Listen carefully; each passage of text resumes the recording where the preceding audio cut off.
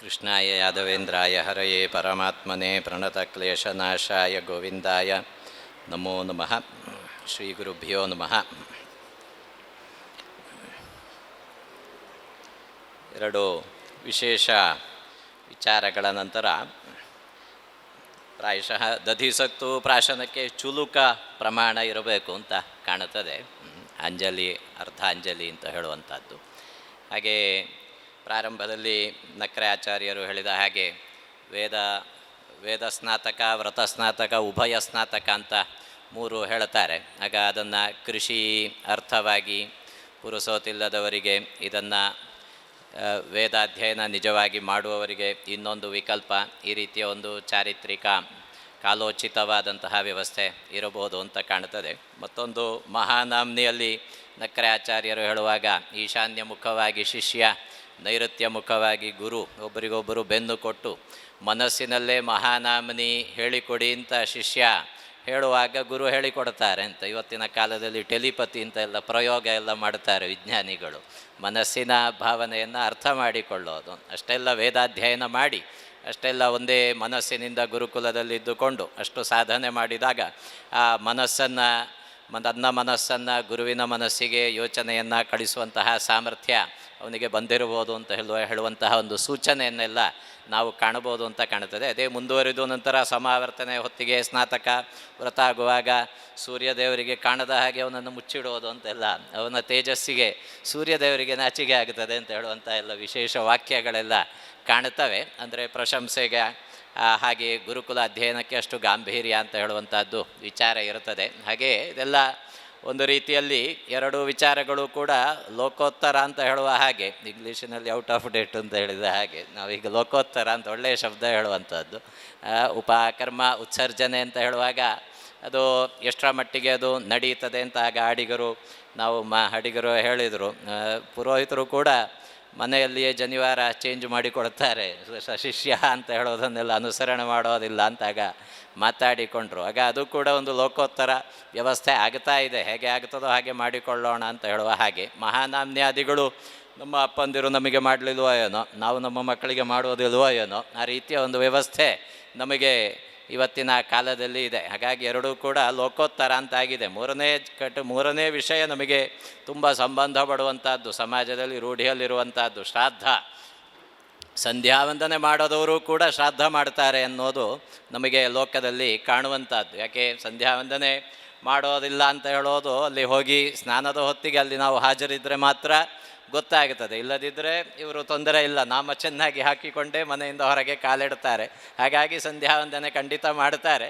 ಉಪಾಸನೆಯು ನಾನು ಮಾಡ್ತೇನೆ ಅಂತ ಹೇಳಿದರೆ ಮತ್ತೆ ಯಾರು ಚೆಕ್ ಮಾಡಲಿಕ್ಕೆ ಹೋಗಲಿಕ್ಕಿಲ್ಲ. ಆದರೆ ಶ್ರಾದ್ದ ಮಾಡಲಿಲ್ಲ ಅಂದರೆ ಊರಿನವರಿಗೆ ಗೊತ್ತಾಗುತ್ತದೆ ಅಂತ. ಲೋಕಾಕ್ರೋಶಾಚ್ಚ ಅಂತ ಜ್ಯೋತಿಷದಲ್ಲಿ ಒಂದು ಉಂಟು. ಆಗ ಲೋಕಾಕ್ರೋಶ ಬಾರದ ಹಾಗೆ ಶ್ರಾದ್ದ ಮಾಡುವ ಒಂದು ವ್ಯವಸ್ಥೆ ಉಂಟು. ಆಗ ಪುರೋಹಿತರಿಗೂ ಕೂಡ ತುಂಬ ಸಂಬಂಧ ಪಡ್ತದೆ. ಯಾಕೆಂದರೆ ಪುರೋಹಿತರಿಗೆ ಗೊತ್ತಾಗ್ತದೆ ಶ್ರಾದ್ದ ಮಾಡ್ತಾರೋ ಇಲ್ವೋ ಅಂತ. ವರ್ಷಕ್ಕೆ 1 ಸಲ 2 ಸಲ ಹೋಗಲಿಲ್ಲ ಮನೆಗೆ ಅಂತಾದರೆ ಆ ಮನೆಯಲ್ಲಿ ಶ್ರಾದ್ದ ಆಗೋದಿಲ್ಲ ಅಂತ ಅರ್ಥ. ಅದರಲ್ಲಿ ಸ್ವಾರ್ಥ ಪರಾರ್ಥ ಎರಡೂ ಇರುವ ಕಾರಣ ಶ್ರಾದ್ದ ಯಾಕೆ ಮಾಡಲಿಲ್ಲ ಅಂತ ಕೇಳುವಂತಹ ಒಂದು ವ್ಯವಸ್ಥೆ ಪುರೋಹಿತರಿಗೆ ಅಷ್ಟು ಅಧಿಕಾರ ಇರುತ್ತದೆ. ಶ್ರಾದ್ದ ಮಾಡೋದಿಲ್ಲ ಅಂತ ಆದರೆ, ನೀನು ಸಂಧ್ಯಾವಂದನೆ ಮಾಡೋದಿಲ್ಲ ಅಂತ ಹೇಳಬೇಕಾದ್ರೆ ಪುರೋಹಿತರಿಗೆ ತುಂಬ ಧೈರ್ಯ ಬೇಕು. ಶ್ರಾದ್ದ ಮಾಡೋದಿಲ್ಲ ಅಂತ ಹೇಳಿದರೆ ಅದು ಸುಲಭದ ಕೆಲಸ. ಹಾಗೆ ಶ್ರಾದ್ದ ಮಾಡೋದಕ್ಕೂ ಕೂಡ ವ್ಯವಸ್ಥೆ ಹೇಳುವಾಗ ಅದು ಇನ್ನೂ ಕೂಡ ಅದು ಲೋಕೋತ್ತರ ಅಂತ ಆಗಲಿಲ್ಲ. ಶ್ರಾದ್ದ ಇವತ್ತು ಕೂಡ ಸಮಾಜದಲ್ಲಿ ರೂಢಿಯಲ್ಲಿದೆ. ಆದರೆ ಅದು ಲೋಕೋತ್ತರ ಅಂತ ಹೇಳೋದಕ್ಕೆ ಒಂದು ಹೆಜ್ಜೆ ಇಟ್ಟ ಹಾಗೆ ಕಾಣುತ್ತದೆ ಅಂತ. ಯಾಕಂದರೆ ಅದೇ ವಿಷಯ, ಪಿತೃಕರ್ಮದಲ್ಲಿ ಬ್ರಾಹ್ಮಣಾರಾಧನೆ ಅಂತ ವಿಷಯ ಕೊಟ್ಟರು. ಆಗ ಬ್ರಾಹ್ಮಣಾರಾಧನೆ ಇಲ್ಲದೆ ಪಿತೃಕರ್ಮ ಆಗುತ್ತದ ಅಂತ ಒಂದು ವಿಚಾರ ಇವತ್ತಿನ ದಿವಸ ನಮಗೆ ಒಂದು ವಿಚಾರಣೀಯವಾದ ವಿಚಾರ. ಬ್ರಾಹ್ಮಣರಿಲ್ಲದೆ ಪಿತೃಕರ್ಮ ಆಗೋದಿಲ್ಲ, ಯಾಕಂದರೆ ಪುರೋಹಿತರಂತೂ ಇದ್ದೇ ಇರುತ್ತಾರೆ. ಆದರೆ ಬ್ರಾಹ್ಮಣಾರಾಧನೆಯನ್ನು ಯಾಕೆ ಹೇಳಿದರು, ಯಾವುದಕ್ಕೆ ಹೇಳಿದರು ಅಂತ ಹೇಳಿದರೆ, ಶ್ರಾದ್ದಕ್ಕೊಂದು ಬ್ರಾಹ್ಮಣಾರಾಧನೆಯನ್ನು ವಿಶೇಷವಾಗಿ ಹೇಳಿದರು. ಶ್ರಾದ್ಧೇ ಕುರಿಯಾತ್ ನ ವಿಸ್ತಾರ ಅಂತ ಹೇಳಿದರು. ಶ್ರಾದ್ದದಲ್ಲಿ ವಿಸ್ತಾರ ಮಾಡಬೇಡಿ, ಎಷ್ಟು ಮಂದಿಗೆ ಅನ್ನ ಹಾಕಬೇಕೋ ಅಷ್ಟೇ ಮಂದಿಗೆ ಹಾಕಿ, ಇಲ್ಲದಿದ್ದರೆ ಅದು ತೊಂದರೆಗೆ ಕಾರಣ ಆಗುತ್ತದೆ, ಶ್ರಾದ್ದದ ಕರ್ಮ ಹಾಳಾಗುತ್ತದೆ. ಆದರೆ ಎಷ್ಟು ಮಂದಿಗೆ ಹಾಕಬೇಕು ಅದನ್ನು ಹಾಕದೆ ಉಳಿದವರಿಗೆಲ್ಲ, ಊರಿನವರಿಗೆಲ್ಲ ಹಾಕುವಂಥ ಒಂದು ಪರಿಸ್ಥಿತಿ ಇವತ್ತಿನ ದಿವಸ ಬಂದಿದೆ. ಹಾಗೆ ಅದಕ್ಕೆಲ್ಲ ಮೂಲವಾಗಿ ನಮಗೆ ಪಿತೃಗಳ ಸೃಷ್ಟಿಯನ್ನು ನೋಡುವಾಗ ಪುರಾಣ, ಮತ್ಸ್ಯ ಪುರಾಣ ಹೇಳೋದುಂಟು. ಸ್ವರ್ಗೇ ಪಿತೃಗಣ ಸಪ್ತತ್ರಯಸ್ತ್ರೇಷಾಮೂರ್ತಯಃ ಮೂರ್ತಿಮಂತೋದ ಚತ್ವಾರಃ ಸರ್ವೇಷಾಮಮಿತೋಜಸಃ ಮೂರ್ತಯ ಪಿತೃಗಣ ವೈರಾಜಸ್ಯ ಪ್ರಜಾಪತೇಃ ಯಜಂತಿ ಯಾನ್ ದೇವಗಣ ವೈರಾಜ ಇತಿ ವಿಷ್ಣುತಾಃ ಅಂತ ಪಿತೃಗಳ ಉತ್ಪತ್ತಿಯನ್ನು ಹೇಳಿಕೊಂಡು ಯೇಚೈತ ಯೋಗವಿಭ್ರಷ್ಟಾಃ ಪ್ರಾಪ್ಯ ಲೋಕಾನ್ ಸನಾತನಾನ್ ಪುನರ್ಬ್ರಹ್ಮದಿನಾಂತೇಚು ಜಾಯಂತೆ ಬ್ರಹ್ಮವಾದಿನಃ ಸಂಪ್ರಾಪ್ಯತಾಂ ಸ್ಮೃತಿಂ ಭೂಯೋ ಯೋಗಂ ಸಾಖ್ಯಮನುತ್ತಮಂ ಸಿದ್ಧಿಂ ಪ್ರಯಾತಿ ಯೋಗೇನ ಪುನರಾವೃತ್ತಿ ದುರ್ಲಭಾಂ ಯೋಗಿನಾಮೇವ ಧ್ಯೇಯಾನಿ ತಸ್ಮಾತ್ ಶ್ರಾದ್ದಾನಿ ದಾತೃಭಿಹಿ ಅಂತ ಒಂದು ಶ್ಲೋಕ ಹೇಳಿದರು ಅಂತ. ಇಷ್ಟೆಲ್ಲ ಹೇಳಿ ಯೋಗಭ್ರಷ್ಟಾಹ ಅಂತ ಒಂದಾಯಿತು. ಹಾಗೆ ಪುನರ್ಬ್ರಹ್ಮದಿನಾಂತೇಚು ಜಾಯಂತೆ ಬ್ರಹ್ಮವಾದಿನಃ ಅಂತಾಯಿತು. ಮತ್ತೆ ಪುನಃ ಸಂಪ್ರಾಪ್ಯತಾಂ ಸ್ಮೃತಿಂ ಭೂಯಃ ಅಂತಾಯಿತು. ಪುನರಾವೃತ್ತಿ ದುರ್ಲಭಾಂ ಸಿದ್ಧಿಂ ಪ್ರಯಾತಿ ಯೋಗೇನ. ಹಾಗಾಗಿ ಯೋಗಿನಾಮೇವ ಧ್ಯೇಯಾನಿ ತಸ್ಮಾತ್ ಶ್ರಾದ್ದಾನಿ ದಾತೃಭಿಹಿ ಅಂತ ಒಂದು ಪಿತೃ ಉತ್ಪತ್ತಿಯ ಕಾಲದಲ್ಲಿ ಒಂದು ಶ್ಲೋಕವನ್ನು ಹೇಳಿದರು. ಉಳಿದದ್ದೆಲ್ಲ ವಿದ್ವಾಂಸರಿಗೆ ಗೊತ್ತಿರುವಂಥದ್ದೇ. ಇದನ್ನೇ ಮುಂದುವರಿಸಿ ಪ್ರಯೋಗಕಾರರು ಹೇಳುವಾಗ ಶ್ರಾದ್ದ ಶಬ್ದಂ ಕರ್ಮ ಪ್ರಜಾನಿಶ್ರೇಯಸಾರ್ಥಂ ಪಿತರಃ ದೇವತಾಃ ಬ್ರಾಹ್ಮಃ ತ್ವಾಹವನೀಯಾರ್ಥೇ ಮಾಸಿ ಮಾಸಿ ಕಾರ್ಯಂ ಅಪರಪಕ್ಷಸ್ಯಾಪರಾಹ್ನಃ ಶ್ರೇಯಾನಿತಿ ಅಂತ ಶೌತ ಕ್ರಮದಲ್ಲಿ ಅದನ್ನು ಹೇಳ್ತಾರೆ. ಆಗ ಪಿತರೋ ದೇವತಾಃ ಅಂತ ಹೇಳಿ ಅಲ್ಲಿಗೆ ಮುಗಿಸಲಿಲ್ಲ. ಬ್ರಾಹ್ಮಃ ತ್ವಾಹವನೀಯಾರ್ಥೇನ್ ಆಹ್ವಾನ ಮಾಡಬೇಕಾದರೂ ಬ್ರಾಹ್ಮಣರನ್ನು ಅಂತ ಅಲ್ಲಿ ವಿಚಾರವನ್ನು ಹೇಳಿದರು. ಯಾಕಂದರೆ ಯಜ್ಞಕರ್ಮ ಆದರೆ ನಾವು ಅನ್ನದಾನ ಹೇಳುವಾಗ ಹೇಳ್ತೇವೆ ಕುಷ್ಮಾಂಡ ಹೋಮ ಕರ್ಮ ಅಘಾರವತ್ತಂತ್ರಂ ಪಂಚದಶದಾರರಿದ್ಮಃ ಅಗ್ನಿಶೋಮ ಚಿತ್ತಿರನಾಮಾಗ್ನಿ ಚರುರ್ಹವಿ ಹಾಗೆ ಹೇಳ್ತಾ ಬಂದಾಗ ವಾಕ್ಯ ಬಂದದ್ದು ಶ್ರಾದ್ದ ಶಬ್ದಂ ಕರ್ಮ ಪ್ರಜಾನಿಶ್ರೇಯಸಾರ್ಥಂ ಪಿತರೋ ದೇವತಾಃ ಬ್ರಾಹ್ಮ ತ್ವಾಹನೀಯಾರ್ಥೇ ಅಂತ ಆಗ ಬ್ರಾಹ್ಮಣರಿಗೊಂದು ವಿಶೇಷವನ್ನು ಹೇಳಿದರು. ಅದನ್ನೇ ವಿಸ್ತಾರ ಮಾಡ್ತಾ ಹೇಳ್ತಾರೆ. ಸಂಸ್ಕೃತ ಬ್ರಾಹ್ಮಣರಿಗೆ ಏನು ಮಾಡಿದರೆ ಸಂತೋಷ ಆಗುತ್ತದೆ ಅಂತ ಹೇಳೋದನ್ನು ಸ್ಪಷ್ಟವಾಗಿ ಮಾಡಬೇಕಾದ ಕರ್ತವ್ಯವನ್ನು ಹೇಳುವಾಗ ಸಂಸ್ಕೃತಂ ವ್ಯಂಜನಾದ್ಯಂಚ ಪಯೋ ಮಧು ಘೃತಾನ್ವಿತಂ ಶ್ರದ್ಧೆಯ ದೀಯತೆ ಯಸ್ಮಾತ್ ಶ್ರಾದ್ದಂ ತೇನ ನಿಗದ್ಯತೆ ದೇಶೇ ಕಾಲೇ ಚ ಪಾತ್ರೇ ಚ ಶ್ರದ್ಧೆಯ ವಿಧಿನಾ ಚಯತ್ ಪಿತೃನುದ್ದಿಶ್ಯ ವಿಪ್ರೇಭ್ಯ ದತ್ತಂ ಶ್ರಾದ್ದಮುದಾಹೃತಂ. ಆಗ ಸಂಸ್ಕೃತಂ ವ್ಯಂಜನಾದ್ಯಂಚ ಪಯೋ ಮಧು ಘೃತಾನ್ವಿತಂ ಬೇಕಾದ್ದೆಲ್ಲ ಅಡುಗೆ ಮಾಡಬೇಕಾದ ಸಾಮಗ್ರಿಗಳನ್ನೆಲ್ಲ ಹೇಳಿದರು. ಮತ್ತು ಅದರಲ್ಲಿ ನಿಷೇಧ ದ್ರವ್ಯಗಳು ಗ್ರಾಹ್ಯ ದ್ರವ್ಯಗಳು ಇದನ್ನೆಲ್ಲ ವಿಸ್ತಾರ ಮಾಡಿದರು. ನಂತೆ ಪಿತೃನುದ್ದಿಶ್ಯ ವಿಪ್ರೇಭ್ಯ ದತ್ತಂ ಶ್ರಾದ್ದಮುದಾಹೃತಂ. ಆಗ ಪಿತೃನುದ್ದಿಶ್ಯ ಎಷ್ಟು ಮುಖ್ಯವೋ ಅದೇ ರೀತಿ ವಿಪ್ರೇಭ್ಯ ಅಂತ ಹೇಳೋದು ಕೂಡ ಅದು ಅಷ್ಟೇ ಮುಖ್ಯ ಅಂತ ಅರ್ಥ. ಆಗ ಪ್ರೇತಾನ್ ಪಿತೃನಪ್ಯುದ್ದಿಶ್ಯ ಭೋಜ್ಯಂ ಯತ್ಪ್ರಿಯಮಾತ್ಮನಃ. ಆಗ ಪಿತೃಗಳಿಗೆ ಮಾತ್ರವ ಅಂತ ಕೇಳುವಾಗ ಇನ್ನೊಂದು ಶ್ಲೋಕ ಬರುತ್ತದೆ. ಪ್ರೇತಾನ್ ಪಿತೃನಪ್ಯುದ್ದಿಶ್ಯ ಭೋಜ್ಯಂ ಯತ್ ಪ್ರಿಯಮಾತ್ಮನಃ ಶ್ರದ್ಧೆಯ ದೀಯತೆ ಯತ್ತು ತತ್ಶ್ರಾದ್ದಂ ಪರಿಕೀರ್ತಿತಂ. ಆಗ ಪ್ರೇತಾನ್ ಅಂದರೆ ಏನು? ಅಕೃತ ಸಪಿಂಡನಾನ್. ಆಗ ಸಪಿಂಡೀಕರಣ ಆಗದೇ ಇರುವಂತಹ ಪ್ರೇತಗಳಿಗೋಸ್ಕರ ಭೋಜ್ಯಂ ಯತ್ ಪ್ರಿಯಮಾತ್ಮನ ನಮಗೆ ಖುಷಿಯಾದ್ದು ಯಾವುದು, ನಮಗೆ ಇಷ್ಟವಾದ ವಸ್ತುಗಳನ್ನು ಭೋಜ್ಯ ಅಂತ ಬಡಿಸಬೇಕು. ನಂತರ ಪಿತೃನಪಿ ಕೃತ ಸಪಿಂಡನಪಿ ಸಪಿಂಡೀಕರಣ ಆದ ಮೇಲೂ ಕೂಡ ಅವರು ಪಿತೃಗಳಾದರು. ಅವರ ಉದ್ದೇಶವೂ ಕೂಡ ಆಗ ಶುದ್ಧ ಅಶುದ್ಧಿ ಇಲ್ಲದೆ ಅಶುದ್ಧಿಯ ಸಮಯದಲ್ಲಿಯೂ ಕೂಡ ಪ್ರೇತ ಶಬ್ದ ಇರುವಾಗಲೂ ಕೂಡ ಪ್ರೇತ ಭೋಜನ ಆಗಬೇಕು.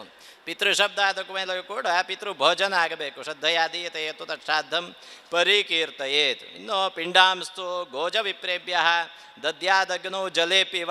ಪಿಂಡ ಶಬ್ದ ಹೇಳುವಾಗಲೂ ಕೂಡ ಪಿಂಡ ಪಿತೃಯಜ್ಞಾದಿಗಳಲ್ಲಿ ಗೋಜ ವಿಪ್ರೇಭ್ಯ ಗೋವಿಗೆ ಅಜಕ್ಕೆ ಹಾಗೆ ವಿಪ್ರೇಭ್ಯ ಅಗ್ನೌ ಜಲೇಪಿವ ಅದನ್ನು ಆ ಪಿಂಡ ವಿಸರ್ಜನೆಯ ಕ್ರಮವನ್ನು ಹೇಳುತ್ತಾರೆ. ಅಗ್ನೌ ಹುತೇನ ದೇವಸ್ಥಾ ಪಿತೃಸ್ಥಾ ದ್ವಿಜದರ್ಪಣೈ ನರಕಸ್ಥಾಶ್ಚ ತೃಪ್ಯಂತೆ ಪಿಂಡೇ ಇರ್ದತ್ತೈ ತ್ರಿಭಿರ್ಭುವಿ ಈ ರೀತಿಯ ಶ್ಲೋಕಗಳೆಲ್ಲ ಸಿಗುತ್ತವೆ. ಇನ್ನು ಇದರಲ್ಲಿ ವಿಶೇಷ ಅಂದರೆ ಈ ಪಿತೃ ಉದ್ದೇಶ್ಯ ಹೇಳುವಾಗ ಅದರ ದೇಶೇ ಕಾಲೇ ಚ ಪಾತ್ರೇ ಚ ಶ್ರದ್ಧೆಯ ವಿಧಿನಾ ಚಯತ್ ಪಿತೃನುದ್ದಿಶ್ಯ ವಿಪ್ರೇಭ್ಯ ದತ್ತಂ ಶ್ರಾದ್ದಮುದಾಹೃತಂ. ಯಾಜ್ಞವಲ್ಕ್ಯರು ಹೇಳುವಾಗ ಶ್ರಾದ್ದಂ ನಾಮ ಅದನೀಯಸ್ಯ ತತ್ಸ್ಥಾನೀಯಸ್ಯ ವಾ ದ್ರವ್ಯಸ್ಯ ಪ್ರೇತೋದ್ದೇಶೇನ ಶ್ರದ್ಧೆಯ ತ್ಯಾಗ ಅಂತ ಹೇಳಿದರು. ಏತೇನ ಪಿತೃನುದ್ದಿಶ್ಯ ದ್ರವ್ಯತ್ಯಾಗ ಬ್ರಾಹ್ಮಣ ಸ್ವೀಕರಣ ಪರ್ಯಂತಂ ಶ್ರಾದ್ದಸ್ವರೂಪಂ ಪ್ರಧಾನ ಅಂತ ಇನ್ನೊಂದು ಕಡೆ ಧರ್ಮಶಾಸ್ತ್ರದಲ್ಲಿ ಹೇಳುತ್ತಾರೆ. ಮತ್ತು ಅದರಲ್ಲಿ ಸ್ವಲ್ಪ ವಾದ ವಿವಾದಗಳೆಲ್ಲ ನಡೀತವೆ. ಆದರೂ ಕೂಡ ಶ್ರಾದ್ದಂ ನಾಮ ವೇದಬೋಧಿತ ಪಾತ್ರಾಲಂಬನಪೂರ್ವಕ ಪ್ರಮೀತ ಪಿತ್ರಾದಿ ದೇವತೋದ್ದೇಶ್ಯಕಃ ದ್ರವ್ಯತ್ಯಾಗ ವಿಶೇಷ ಅಂತ ಅದನ್ನು ಶ್ರೌತ ಸಂಬಂಧವಾಗಿ ಪಿಂಡಪಿತೃ ಯಜ್ಞದ ಸಂಬಂಧವಾಗಿ ಹೇಳುವಾಗ ಆ ಮಾತನ್ನು ಹೇಳ್ತಾರೆ. ಆಗ ವೇದಬೋಧಿತ ಪಾತ್ರಾಲಂಬನ ಪೂರ್ವಕ ಅಂತ ಹೇಳುವಾಗ ಅರ್ಘ್ಯಪಾದ್ಯಾದಿ ಉಪಚಾರಗಳು, ಆ ಮುಖಾಂತರ ಮಧುಬರ್ಕಾದಿ ದಾನಗಳು, ಇದರದ್ದೆಲ್ಲ ಸೂಚನೆ ಆ ಪಾತ್ರಾಲಂಬನ ಅನ್ನುವಂತಹ ಶಬ್ದದಿಂದ ಬರುತ್ತದೆ. ಇನ್ನು ಅದರ ವಿವರ ಹೇಳುವಾಗ ಶ್ರೋತ್ರಿಯಾಯೈವ ದೇಯಾನಿ ಹವ್ಯಕವ್ಯಾನಿ ದಾತೃಭಿಃ ಅರ್ಹತ್ತಮಾಯ ವಿಪ್ರಾಯ ತಸ್ಮೈ ದತ್ತಂ ಮಹಾಫಲಂ ಏಕೈಕಮಪಿ ವಿದ್ವಾಂಸಂ ದೈವೇ ಪಿತ್ರೇ ಚ ಭೋಜಯೇತ್ ಪುಷ್ಕಲಂ ಫಲಮಾಪ್ನೋತಿ ನಾಮಂತ್ರಜ್ಞಾನ್ ಬಹೂನಪಿ ಅಂತ ಒಂದು ದಾರಿ ಹೇಳಿಕೊಟ್ರು ಅಂತ. ಆಗ ಏಕೈಕಮಪಿ ವಿದ್ವಾಂಸಂ, ಇದು 3 ಜನ 4 ಜನ ಎಲ್ಲಿಂದ ಹುಡುಕೋದು ಅಂತ ಹೇಳಿದರೆ, ಏಕೈಕಮಪಿ ವಿದ್ವಾಂಸಂ ದೈವೇ ಪಿತ್ರೇ ಚ ಭೋಜಯೇತ್, ಒಂದೊಂದು ಸ್ಥಾನಕ್ಕೆ 2 ಮಂದಿ 3 ಮಂದಿ ಅಂತ ಹೇಳ್ತಾರೆ. ಕೊನೆ ಪಕ್ಷದಲ್ಲಿ ಏಕೈಕಮಪಿ ವಿದ್ವಾಂಸಂ, ಒಬ್ಬರನ್ನಾದರೂ ಕೂಡಿಸಬೇಕು, 3 ಜನ ಆದರೂ ಬೇಕು ಅಂತ. ಅದರಲ್ಲಿ ಶ್ರೋತ್ರಿಯಾಯೈವ ದೇಯಾನಿ ಹವ್ಯಕವ್ಯಾನಿ ದಾತೃಭಿಃ ಅಂತ ಶ್ರೋತ್ರಿಯರಿಗೆ ಅದನ್ನು ಕೊಡಬೇಕು ಅಂತ ಹೇಳಿದರು. ನಂತರ ಅದರ ಅನುಕಲ್ಪಗಳನ್ನು ಹೇಳ್ತಾರೆ. ಯಶವೈ ಪ್ರಥಮ ಕಲ್ಪ. ನಂತರ ಅನುಕಲ್ಪ ಅಂತ ಹೇಳಿದರೆ ಮಾತಾಮಹಂ ಮಾತುಲಂ ಚ ಸ್ವಶ್ರೇಯಂ ಶ್ವಶುರಂ ಗುರುಂ ದೌಹಿತ್ರಂ ವಿಟ್ಪತಿಂ ಬಂಧು ಮೃತ್ಯುಗ್ಯಾಜ್ಯೌ ಚ ಭೋಜಯೇತ್ ನ ಬ್ರಾಹ್ಮಣಂ ಪರೀಕ್ಷೇತ ದೈವೇ ಕರ್ಮಣಿ ಧರ್ಮವಿತ್ ಪಿತ್ರೇ ಕರ್ಮಣಿ ತು ಪ್ರಾಪ್ತಿ ಪರೀಕ್ಷೇತ ಪ್ರಯತ್ನತಃ. ಪಿತೃಕರ್ಮದಲ್ಲಿ ಪರೀಕ್ಷೆ ಮಾಡಬೇಕು ಅಂತ ಹೇಳಿದರು. ಪ್ರಾಯಶಃ ಈ ಪರೀಕ್ಷೆ ಮತ್ತು ಪ್ರಾಯಶ್ಚಿತ್ತ 2 ವಿಷಯದಿಂದಾಗಿ ಇವತ್ತು ನಾವು ಈ ಶ್ರಾದ್ದವನ್ನು ಕೂಡ ಒಂದು ಲೋಕೋತ್ತರ ವಿಧಿಗೆ ತಗೊಂಡು ಹೋಗ್ತಾ ಇದ್ದೇವೆ ಅಂತ ಹೇಳುವ ಹಾಗೆ ಕಾಣುತ್ತದೆ. ಪರೀಕ್ಷೆ ನ ಬ್ರಾಹ್ಮಣಂ ಪರೀಕ್ಷೇತ ದೈವೇ ಕರ್ಮಣಿ ಧರ್ಮವಿತ್, ದೈವಿಕ ಕಾರ್ಯ ಮಾಡುವಾಗ ಬ್ರಾಹ್ಮಣರನ್ನು ಪರೀಕ್ಷೆ ಮಾಡಬಾರದು ಅಂತ ಹೇಳಿದ್ರು. ಯಾಕೆ? ಬಂದವರು ದೇವರು ಅಂತ ಲೆಕ್ಕ, ಬಂದವರಲ್ಲಿ ಅನುಸಂಧಾನ ಮಾಡಿ. ಆದರೆ 2ನೇದಾಗಿ ಹೇಳುವಾಗ ಪಿತ್ರೇ ಕರ್ಮಣಿತು ಪ್ರಾಪ್ತಿ ಪರೀಕ್ಷೇತ ಪ್ರಯತ್ನತಃ, ತುಂಬ ಪ್ರಯತ್ನ ಮಾಡಬೇಕು, ಪರೀಕ್ಷೆ ಮಾಡಬೇಕು ಅಂತ ಹೇಳಿದರು. ಆದರೆ ಅದರಲ್ಲಿಯೂ ಕೂಡ ಅನುಕಲ್ಪವನ್ನು ಹೇಳ್ತಾರೆ. ಆಗ ಮಾತಾಮಹಂ ಮಾತುಲಂ ಚ ಸ್ವಶ್ರೀಯಂ ಶ್ವಶುರಂ ಗುರುಂ, ಅಲ್ಲಿ ಪ್ರಥಮ ಕಲ್ಪ ಹೇಳುವಾಗ ತುಂಬ ಕಠಿಣವಾಗಿ ಹೇಳ್ತಾರೆ. ಎಷ್ಟು ಇದ್ದರೂ ಸಾಕಾಗೋದಿಲ್ಲ ಅಂತ ಹೇಳುವಂತಹ ನಿಯಮಗಳನ್ನೆಲ್ಲ ಹೇಳ್ತಾರೆ. ಅದರ ನಂತರ ಈ ಅನುಕಲ್ಪಕ್ಕೆ ಬರುವಾಗ ಅಲ್ಲಿ ಮಾತಾಮಹ ಮಾತುಲ ಸ್ವಶ್ರೀಯ ಶ್ವಶುರ ಗುರು ಈ ರೀತಿಯ ಸಂಬಂಧಿಗಳನ್ನೆಲ್ಲ ಹೇಳ್ತಾ ಬರುವಾಗ ಆ ಪರೀಕ್ಷೆಯನ್ನು ಸ್ವಲ್ಪ ಮಟ್ಟಿಗೆ ಬಿಟ್ಟರು ಅಂತ ನಾವು ತಿಳ್ಕೊಳ್ಬೋದು. ಇಲ್ಲದಿದ್ದರೆ ಸಂಬಂಧಿಗಳಿಗೆ ಅವರು ವೇದ ಕಲ್ತಿದ್ದಾರೆ, ಎಷ್ಟು ಕಲ್ತಿದ್ದಾರೆ, ನಿತ್ಯ ಅನುಷ್ಠಾನ ಮಾಡ್ತಾರ, ತ್ರಿನಾಚಿಕೇತಃ ತ್ರಿಸುಪರ್ಣಃ ಹೀಗೆಲ್ಲ ಹೇಳ್ತಾ ಹೋಗ್ತಾರೆ. ಶ್ರೋತ್ರಿಯ ಪುತ್ರ ಅಂತ ಹೇಳ್ತಾರೆ. ಯಾರಿಗೆ ಯಾರು ಅಂದರೆ ಶ್ರೋತ್ರಿಯರ ಮಕ್ಕಳಾಗಿರಬೇಕು. ಅದರಲ್ಲಿ ಮತ್ತೆ ವಿವಾದ ಇರುತ್ತದೆ, ವಾದ ವಿವಾದ ಇರ್ತದೆ. ಶ್ರೋತ್ರಿಯನ ಮಗ ಒಬ್ಬ ಇದ್ದಾನೆ, ಇನ್ನೊಬ್ಬ ಅಪ್ಪ ಶ್ರೋತ್ರಿಯ ಅಲ್ಲ, ಮಗ ಮಾತ್ರ ಶ್ರೋತ್ರಿಯ. ಹಾಗೆ ಇದ್ದರೆ ಯಾರು ಉತ್ತಮ ಅಂತ ಪ್ರಶ್ನೆ. ಅದಕ್ಕೆಂದಷ್ಟು ಸರ್ಕಸ್ ಮಾಡಿ ಕೊನೆಗೆ ಅದಕ್ಕೊಂದು ಉತ್ತರ ಹುಡುಕಿ ಶ್ರೋತ್ರಿಯ ಪುತ್ರ ಏವ ಗ್ರಾಹ್ಯ ಅಂತ ಹೇಳಿ ಆ ರೀತಿಯ ವಿಷಯಗಳನ್ನೆಲ್ಲ ಹೇಳ್ತಾರೆ. ಇನ್ನು ಬ್ರಹ್ಮಬಂಧುಗಳು ಅಂತ ಹೇಳಿ ವರ್ಗವನ್ನೆಲ್ಲ ಹೇಳಿ ಶ್ರಾದ್ದಕ್ಕೆ ಯೋಗ್ಯತೆ ಇಲ್ಲದವರು, ಶ್ರಾದ್ದಕ್ಕೆ ಅವರನ್ನೆಲ್ಲ ಕೂರಿಸಬಾರದು ಅಂತೆಲ್ಲ ಹೇಳುವಂಥದ್ದು ಇರುತ್ತದೆ. ಅದರ ಒಟ್ಟಿಗೆ ಅನುಕಲ್ಪ ಒಂದು ಕಡೆ ಇದ್ದೇ ಇದೆ. ಅದು ಸಾಮಾನ್ಯವಾಗಿ ಧರ್ಮಶಾಸ್ತ್ರಗಳಲ್ಲಿ ಅತೀ ಕಠಿಣ ಅಂತ ಹೇಳುವಂತಹ ಕೃಚ್ಛ್ರಾಚರಣೆಗಳನ್ನೆಲ್ಲ ನಾವು ನೋಡ್ತೇವೆ. ಕೊನೆಗೆ ಕೃಚ್ಛ್ರಗಳನ್ನೆಲ್ಲ ಸುಲಭ ಮಾಡಿಕೊಂಡು ಒಂದು ತಿಲಹೋಮದಲ್ಲಿ ಒಂದು ಬೆಳ್ಳಿ ನಾಣ್ಯ ಕೊಟ್ಟು ಮುಗಿಸೋದು ಇರುತ್ತದೆ. ಇವತ್ತು ಕೃಚ್ಛ್ರಾಚರಣೆ ಅಂತ ಹೇಳಿದರೆ 14 ನಾಣ್ಯ, ಬೆಳ್ಳಿ ನಾಣ್ಯವೂ ಬೇಡ, ಈಗ 14 ರೂಪಾಯಿಯಲ್ಲಿ ಎಲ್ಲ ಕೃಚ್ಛ್ರ ಮುಗಿದು ಹೋಗುತ್ತದೆ. 50 ಪೈಸೆ ನಾಣ್ಯ ಇದ್ದರೆ 7 ರೂಪಾಯಲ್ಲಿ ಮುಗಿದು ಹೋಗುತ್ತದೆ. ಆಗ ಎಲ್ಲವನ್ನು ಸುಲಭ ಮಾಡಿಕೊಂಡಿದ್ದೇವೆ. ಆದರೆ ಈ ಅನುಕಲ್ಪದ ವ್ಯವಸ್ಥೆ ಇದ್ದರೂ ಕೂಡ ನಾವು ಇದನ್ನು ಸುಲಭ ಮಾಡಿಕೊಳ್ಳಿಲ್ಲ. ಯಾಕಂದರೆ ನಮಗೆ ಸುಲಭ ಮಾಡುವುದಕ್ಕಿಂತ ಬಿಡುವುದೇ ಅನುಕೂಲ ಅಂತ, ಮತ್ತು ಸುಲಭ ಅಂತ ಹೇಳುವ ಹಾಗೆ ಬಂದ ಹಾಗೆ ವ್ಯವಸ್ಥೆ ಕಾಣುತ್ತದೆ. ಹೀಗೆ ಇದರಲ್ಲಿ ತುಂಬ ಪ್ರಶಂಸಾ ವಾಕ್ಯಗಳು, ಅಗತ್ಯ ಅಂತ ಹೇಳುವಂತಹ ವಾಕ್ಯಗಳು ತುಂಬ ಇವೆ. ಆ ಪ್ರಕಾರ ಅದಕ್ಕೆ ಬೇಕಿದ್ದಂತಹ ಅವರು ವಾಯುರೂಪದಲ್ಲಿ ಇದ್ದುಕೊಂಡು ಬ್ರಾಹ್ಮಣನ ಪ್ರವಿಶೇಯು, ಬ್ರಾಹ್ಮಣರ ಒಟ್ಟಿಗೆ ಇರುತ್ತಾರೆ. ಯಥಾಸೀನಃ, ಅವರು ಕೂತಾಗ ಯಾವುದು ಪಿತೃರೂಪ ಉಂಟೋ ಅದು ಅವರ ಒಟ್ಟಿಗೆ ಇದ್ದುಕೊಂಡು ಅದನ್ನೆಲ್ಲ ಸ್ವೀಕಾರ ಮಾಡ್ತದೆ ಅಂತ ಹೇಳುವಂತಹ ವಾಕ್ಯಗಳನ್ನೆಲ್ಲ ಹೇಳ್ತಾರೆ. ಮತ್ತು ಪಾಂಕ್ತೇಯ ವೇದಾಂಗವಿತ್ ಪಂಚಾಗ್ನಿ ಅನೂಚಾನಃ ಸಾಂಖ್ಯಯೋಗೋಪನಿಷತ್ ಧರ್ಮಶಾಸ್ತ್ರವಿತ್ ಶ್ರೋತ್ರಿಯ ತ್ರಿನಾಚಿಕೇತಃ ತ್ರಿಮಧು ತ್ರಿಸಪರ್ಣಃ ಜ್ಯೇಷ್ಠಸಾಮಗಃ ಸಾಂಖ್ಯಯೋಗೋಪನಿಷಸ್ಥ ಧರ್ಮಶಾಸ್ತ್ರಾಧ್ಯಾಯಿ ವೇದಪರಃ ಸದಾಗ್ನಿಕಃ ಮಾತಾಪಿತೃ ಶುಶ್ರೂಷು ಧರ್ಮಶಾಸ್ತ್ರ ರತಿ. ಅದರಲ್ಲಿ ಕೆಲವೆಲ್ಲ ಕಾಮನ್ ಶಬ್ದಗಳನ್ನು ತೆಗೆದರೆ ಮಾತಾಪಿತೃ ಶುಶ್ರೂಷು ಒಂದು ಪ್ರಧಾನ ವಾಕ್ಯ ಅಂತ. ಪಿತ್ರ ಅಯೋಗ್ಯ ಬ್ರಾಹ್ಮಣರು ಅಂತ, ಶ್ರಾದ್ಧೆ ಅಯೋಗ್ಯ ಬ್ರಾಹ್ಮಣ ಅಂತ ಹೇಳುವಾಗ ಹೇಳ್ತಾರೆ ಪಿತ್ರ ಸಹ ವಾದನಿರತಃ ಅವನನ್ನು ಅಯೋಗ್ಯ ಅಂತ ಹೇಳ್ತಾರೆ. ನಿಷ್ಕಾರಣಂ ಮಾತಾಪಿತೃಗಳಿಂದ ನಿಷ್ಕಾರಣವಾಗಿ ದೂರ ಇರುವವರನ್ನು ಶ್ರಾದ್ದ ಭೋಜನಕ್ಕೆ ಕೂಡಿಸಬಾರದು.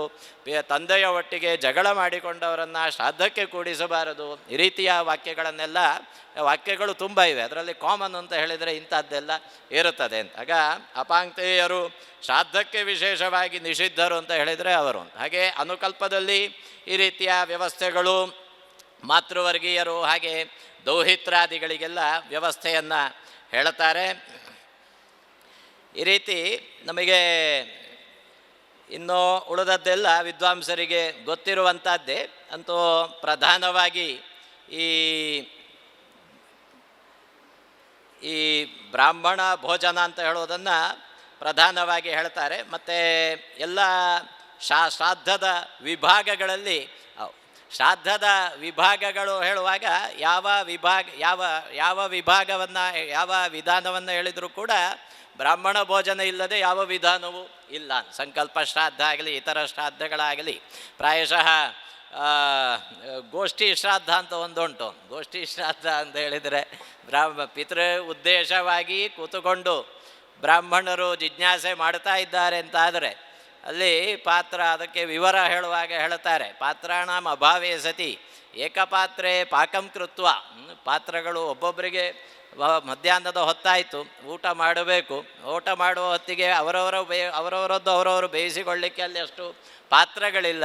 ಆಗ ಅಷ್ಟು ಮಂದಿ ಗೋಷ್ಠಿಯಲ್ಲಿ ಕೂತವರು ಒಂದೇ ಪಾತ್ರದಲ್ಲಿ ಕೊಪ್ಪರಿಗೆಯಲ್ಲಿ ಅಡಿಗೆ ಮಾಡಿಕೊಂಡು ಶ್ರಾದ್ದ ಅಲ್ಲಿ ಮಾಡಿದರು ಅಂತಾದರೆ ಅದು ಗೋಷ್ಠಿ ಶ್ರಾದ್ದ ಅಂತ ಹೆಸರು ಅಂತ. ಆಗ ಇದು ಹಾಸ್ಯಕ್ಕಲ್ಲ, ಅದಕ್ಕೆ ವಿಧಿಯನ್ನು ಹೇಳ್ತಾರೆ. ವಿಧಿ ಅಂತ ಹೇಳಿದರೆ ಯಾವ ರೀತಿ ವೃದ್ಧಿ ಶ್ರಾದ್ದದಲ್ಲಿ ಸಂಪನ್ನ ಅಂತ ಹೇಳಬೇಕು, ದೈವಿಕ ಶ್ರಾದ್ದದಲ್ಲಿ ರುಚಿರಂತ ಹೇಳಬೇಕು, ಮಾಮೂಲಿ ಶ್ರಾದ್ದದ್ದು ಗೊತ್ತಿದ್ದದ್ದೇ. ಆಗ ಗೋಷ್ಠಿ ಶ್ರಾದ್ದದಲ್ಲಿ ಏನು ಹೇಳಬೇಕು ಅಂದರೆ ಶ್ರಾದ್ದ ಎಲ್ಲ ಆದಮೇಲೆ ಸುಶ್ರುತ ಅಂತ ಹೇಳಬೇಕಂತ. ಚೆನ್ನಾಗಿ ಕೇಳಿದ್ದೇವೆ. ಆಗ ಅದು ಚೆನ್ನಾಗಿ ಬೆಂದಿದೆ. ಆಗ ಫುಡ್ ಫಾರ್ ಥಾಟ್ ಅಂತ ಹೇಳಿದ ಹಾಗೆ ಆಗ ಸುಶ್ರುತ ಅಂತ ಹೇಳಬೇಕು ಅಂತ. ಹೀಗೆ ಆಗ ಅದು ಹಾಸ್ಯದ ವಿಚಾರ ಅಲ್ಲ, ಗೋಷ್ಠಿ ಶ್ರಾದ್ದ. ಆಗ ಅದಕ್ಕೂ ಕೂಡ ವಿಧಿಯನ್ನು ಹೇಳಿದ್ರು, ಒಂದು ಯಾವ ರೀತಿ ಗೋಷ್ಠಿ ಶ್ರಾದ್ದ ಮಾಡಬೇಕು. ನಾವು ಕೂಡ ಈಗ ಒಂದು ಗೋಷ್ಠಿ ಶ್ರಾದ್ದದಲ್ಲಿ ಇದ್ದೇವೆ ಅಂತ ತಿಳ್ಕೊಳ್ಳಬಹುದು. ಹಾಗಾಗಿ ಬ್ರಾಹ್ಮಣ ಸಂಪತ್ತಿ ತುಂಬ ಪ್ರಧಾನವಾದದ್ದು. ಆ ಬ್ರಾಹ್ಮಣ ನಿಯಮ ವಾಯುವಚ್ಚಾನ್ ಗಚ್ಚಂತಿ ತಥಾಸೀನಾನ್ ಉಪಾಸತೆ ನಿಮಂತ್ರಿತಾನಿ ಪಿತರಃ ಉಪತಿಷ್ಠಂತಿ ತಾನ್ ದ್ವಿಜಾನ್. ನಿಮಂತ್ರಿತರಾದಂತಹ ಪಿತೃಗಳು ನಿಮಂತ್ರಣಕ್ಕೆ ವ್ಯವಸ್ಥೆಯನ್ನು ಹೇಳಿದರು ಪೂರ್ವೇದ್ಯು. ಪ್ರಥಮ ನಿಮಂತ್ರಣ, ದ್ವಿತೀಯ ನಿಮಂತ್ರಣ, ನಂತರ ಮೂರನೇದಕ್ಕಾಗುವಾಗ ಅದಕ್ಕೆ ಆಮಂತ್ರಣ ಅಂತ ಹೆಸರಾಗುತ್ತದೆ ಅಂತ. ಆಗ ಮೂರು ಸಲ ಅವರನ್ನು ಕರಿಬೇಕು. ಕರೀಲಿಕ್ಕೆ ಮುದ್ರೆಯನ್ನೆಲ್ಲ ಹೇಳಿದರು. ಕರೆದು ಅವರಿಗೆ ಉಪಚಾರ ಎಲ್ಲ ಕೊಟ್ಟು ನಂತರ ಶ್ರಾದ್ದ ಪ್ರಾರಂಭ ಮಾಡಬಹುದಂತ ಜಾನ್ವಂತರೇ ಕರವು ಸ್ಥಾಪ್ಯ ಅಂತ. ಮೊಣಕಾಲಿನ ಹಳಬರನ್ನು ನಾವು ತುಂಬ ವಿನಯ ಮಾತಾಡುವವರನ್ನು ನೋಡಿರ್ತೇವೆ. ಬಗ್ಗಿಕೊಂಡು ಕೈಯ ಅಂಜಲಿ ಎಲ್ಲಿರ್ತದೆ ಅಂದರೆ ಮೊಣಕಾಲುಗಳ ಮಧ್ಯದಲ್ಲಿ ಅಷ್ಟು ಬಗ್ಗಿ ಅವರನ್ನು ಕೂಡಿಸಿ ಉಪವಿಶ್ಯ ಆಸನದಲ್ಲಿ ಉಪವೇಶನ ಮಾಡಿಸಿ ಶ್ರಾದ್ದ ಮಾಡಬಹುದಾ, ಇನ್ನೂ ಶುರು ಮಾಡಲಿಯಾ ಅಂತ ಅನುಜ್ಞೆ ಕೇಳೋದು ಅಂತ ಅಷ್ಟೆಲ್ಲ ವಿಚಾರ ಹೇಳಿದರು. ಮತ್ತು ಅರ್ಘ್ಯ ಪಾದ್ಯ ಆಚಮನ ಗಂಧ ಅನುಲೇಪನ ಏನೆಲ್ಲ ಪರಿವೇಷಣಾದಿಗಳುಂಟು ಅದೆಲ್ಲ ಶ್ರಾದ್ದಕ್ಕೆ ಬ್ರಾಹ್ಮಣರು ಇಲ್ಲ ಕ್ಷಣಿಸಿ ಇಲ್ಲ ಅಂತಾದರೆ ಅದೆಲ್ಲ ಅದಕ್ಕೆಲ್ಲ ವೈಯರ್ಥ್ಯ ಬರುವ ಕಾರಣ ಪ್ರಧಾನವಾಗಿ ಅದು ಬಹಳ ಅಗತ್ಯ ಅಂತ ಕಾಣ್ತದೆ. ಯಾವ ರೀತಿ ಅದನ್ನು ಸರಿಪಡಿಸಬಹುದು, ಎಲ್ಲ ಯಾವ ಪಂಗಡಗಳಲ್ಲಿ ಎಲ್ಲೆಲ್ಲಿ ಅದರ ವ್ಯವಸ್ಥೆ ಹೇಗೆ ಇದೆ ಅದು ನನಗೆ ಮಾಹಿತಿ ಇಲ್ಲ. ಆಚಾರ್ಯರುಗಳು ಅದರ ಮುಂದಿನ ವ್ಯವಸ್ಥೆಯನ್ನೆಲ್ಲ ಮುಂದಕ್ಕೆ ಮಾತಾಡಬಹುದು ಅಂತ ನನ್ನ ವೇದಿಕೆಯನ್ನು ನಾನು ಬಿಟ್ಟು ಕೊಡ್ತಾ ಇದ್ದೀನಿ. ಪೃಚ್ಛಕರು ಏನಾದರೂ ಪ್ರಶ್ನೆ ಇದ್ದರೆ ಕೇಳಬೇಕು. ನಾನು ಇದರಲ್ಲಿ ತುಂಬ ಪ್ರಶ್ನೆಗಳನ್ನು ಹಾಕ್ಕೊಂಡಿದ್ದೀನಿ. ಸಮಯದ ಇದು ಹೇಗಿದೆ ಗೊತ್ತಿಲ್ಲ. ಈ ಪಿತೃಕರ್ಮದಲ್ಲಿ ಬ್ರಾಹ್ಮಣ ಆರಾಧನೆಗಳನ್ನು ನಾವು ಇವಾಗ ಮಾಡುವಾಗ ಸಪಿಂಡೀಕರಣದ ಮುಂಚೆ ನೀವು ಹೇಳಿದ್ರಿ ಪ್ರೇತ ಭೋಜನ ಇತ್ಯಾದಿಗಳನ್ನು ಮಾಡಲೇಬೇಕು ಇತ್ಯಾದಿಗಳನ್ನು ಪ್ರೇತ ಭೋಜನ ಇತ್ಯಾದಿಗಳಲ್ಲಿ ಸಪಿಂಡೀಕರಣ ಸಮಯದಲ್ಲಿ ಇದೆಲ್ಲ ಮಾಡಲಿಕ್ಕೆ ಉಂಟು ಅಂತ ಹೇಳಿದ್ದೀರಿ. ಈ ಸಪಿಂಡೀಕರಣ ಸಮಯದಲ್ಲಿ ಪ್ರೇತ ಭೋಜನಕ್ಕೆ ಕೂಡುವಂತಹ ಬ್ರಾಹ್ಮಣರು, ಹಾಗೆ ಅಲ್ಲಿ ಪಿತೃಕರ್ಮಕ್ಕೆ ಕೂಡುವಂತಹ ಬ್ರಾಹ್ಮಣರು, ಆನಂತರದಲ್ಲಿ ಮಾಸಿಕ ಮತ್ತು ವರ್ಷಂಪ್ರತಿಯಾಗಿ ಸಾಂವತ್ಸರಿಕ ಶ್ರಾದ್ದಾದಿಗಳಲ್ಲಿ ಕೊಡುವಂತಹ ಬ್ರಾಹ್ಮಣರು, ಇವರ ಅಂದರೆ ಆ ಬ್ರಾಹ್ಮಣ ಕರ್ಮಕ್ಕೆ ಕೂತ ನಂತರದಲ್ಲಿ ಅವರು ಎಷ್ಟು ಸಮಯದವರೆಗೆ ಆ ಇನ್ನೊಂದು ಬ್ರಾಹ್ಮಣ ಭೋಜನಕ್ಕೆ ಕೂಡುವಂತಹ ವಿಧಿಗಳು ಇದೆ ಒಂದು. ಮತ್ತು ಈ ಪ್ರೇತ ಭೋಜನ ಇತ್ಯಾದಿಗಳಲ್ಲಿ ಕೂತಿರ್ತಾರೆ, ಅವ್ರನ್ನ ಎಷ್ಟು ಸಮಯದವರೆಗೂ ಬಿಡಬೇಕು ಒಂದು, ಮತ್ತು ಅವರು ಏನು ಕರ್ತವ್ಯಗಳನ್ನು ಮಾಡಬೇಕಾಗಿದೆ ಅಂತ ಒಂದು. ಈ ವ್ಯತ್ಯಾಸಗಳ ಬಗ್ಗೆ ಸ್ವಲ್ಪ ತಿಳಿಸ್ಬೇಕು, ಯಾಕಂದರೆ ಅಂತ.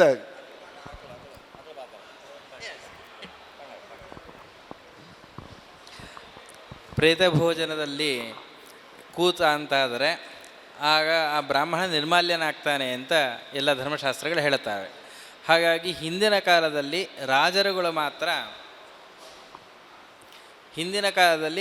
ಮಾತ್ರ ಒಬ್ಬ ಬ್ರಾಹ್ಮಣನ ಆಧರಿಸಿಕೊಂಡು ಅವನಿಗೆ ಜೀವಮಾನ ಪರ್ಯಂತ ಎಷ್ಟು ಬೇಕೋ ದ್ರವ್ಯರಾಶಿ ಅಷ್ಟು ದ್ರವ್ಯರಾಶಿಯನ್ನು ಕೊಟ್ಟು ಅವನಿಗೆ ಪ್ರೇತ ಭೋಜನಕ್ಕೆ ಅಂತ ಮಾಡಿಕೊಡ್ತಾ ಇದ್ದರು. ಹಾಗಾಗಿ ಇವತ್ತಿನ ಕಾಲದಲ್ಲಿ ಯಾರೂ ಕೂಡ ಪ್ರೇತ ಭೋಜನಕ್ಕೆ 11ನೇ ದಿವಸ ಮಾಡೋದಿಲ್ಲ. ಅದು ಕೇವಲ ದರ್ಭೆಯಲ್ಲಿ ಪ್ರೇತ ಭೋಜನವನ್ನು ಮಾಡಿಸಿ ಅದನ್ನು ಕೃಷ್ಣಾರ್ಪಣೆ ಮಾಡ್ತಾ ಇದ್ದಾರೆ. ಕೂಡಿಸಬೇಕಾಗಿರ್ತಕ್ಕಂಥದ್ದು ಕರ್ತವ್ಯ. ಆದರೆ ಕೂಡಿಸಬೇಕಾದ ಯಜಮಾನಿಗೆ ಅವನ ಜೀವಮಾನ ಪೂರ್ತಿ ಆ ಬ್ರಾಹ್ಮಣನ ನೋಡಿಕೊಳ್ಳುವ ಸಾಮರ್ಥ್ಯ ಇದೆ ಅಂತಾದರೆ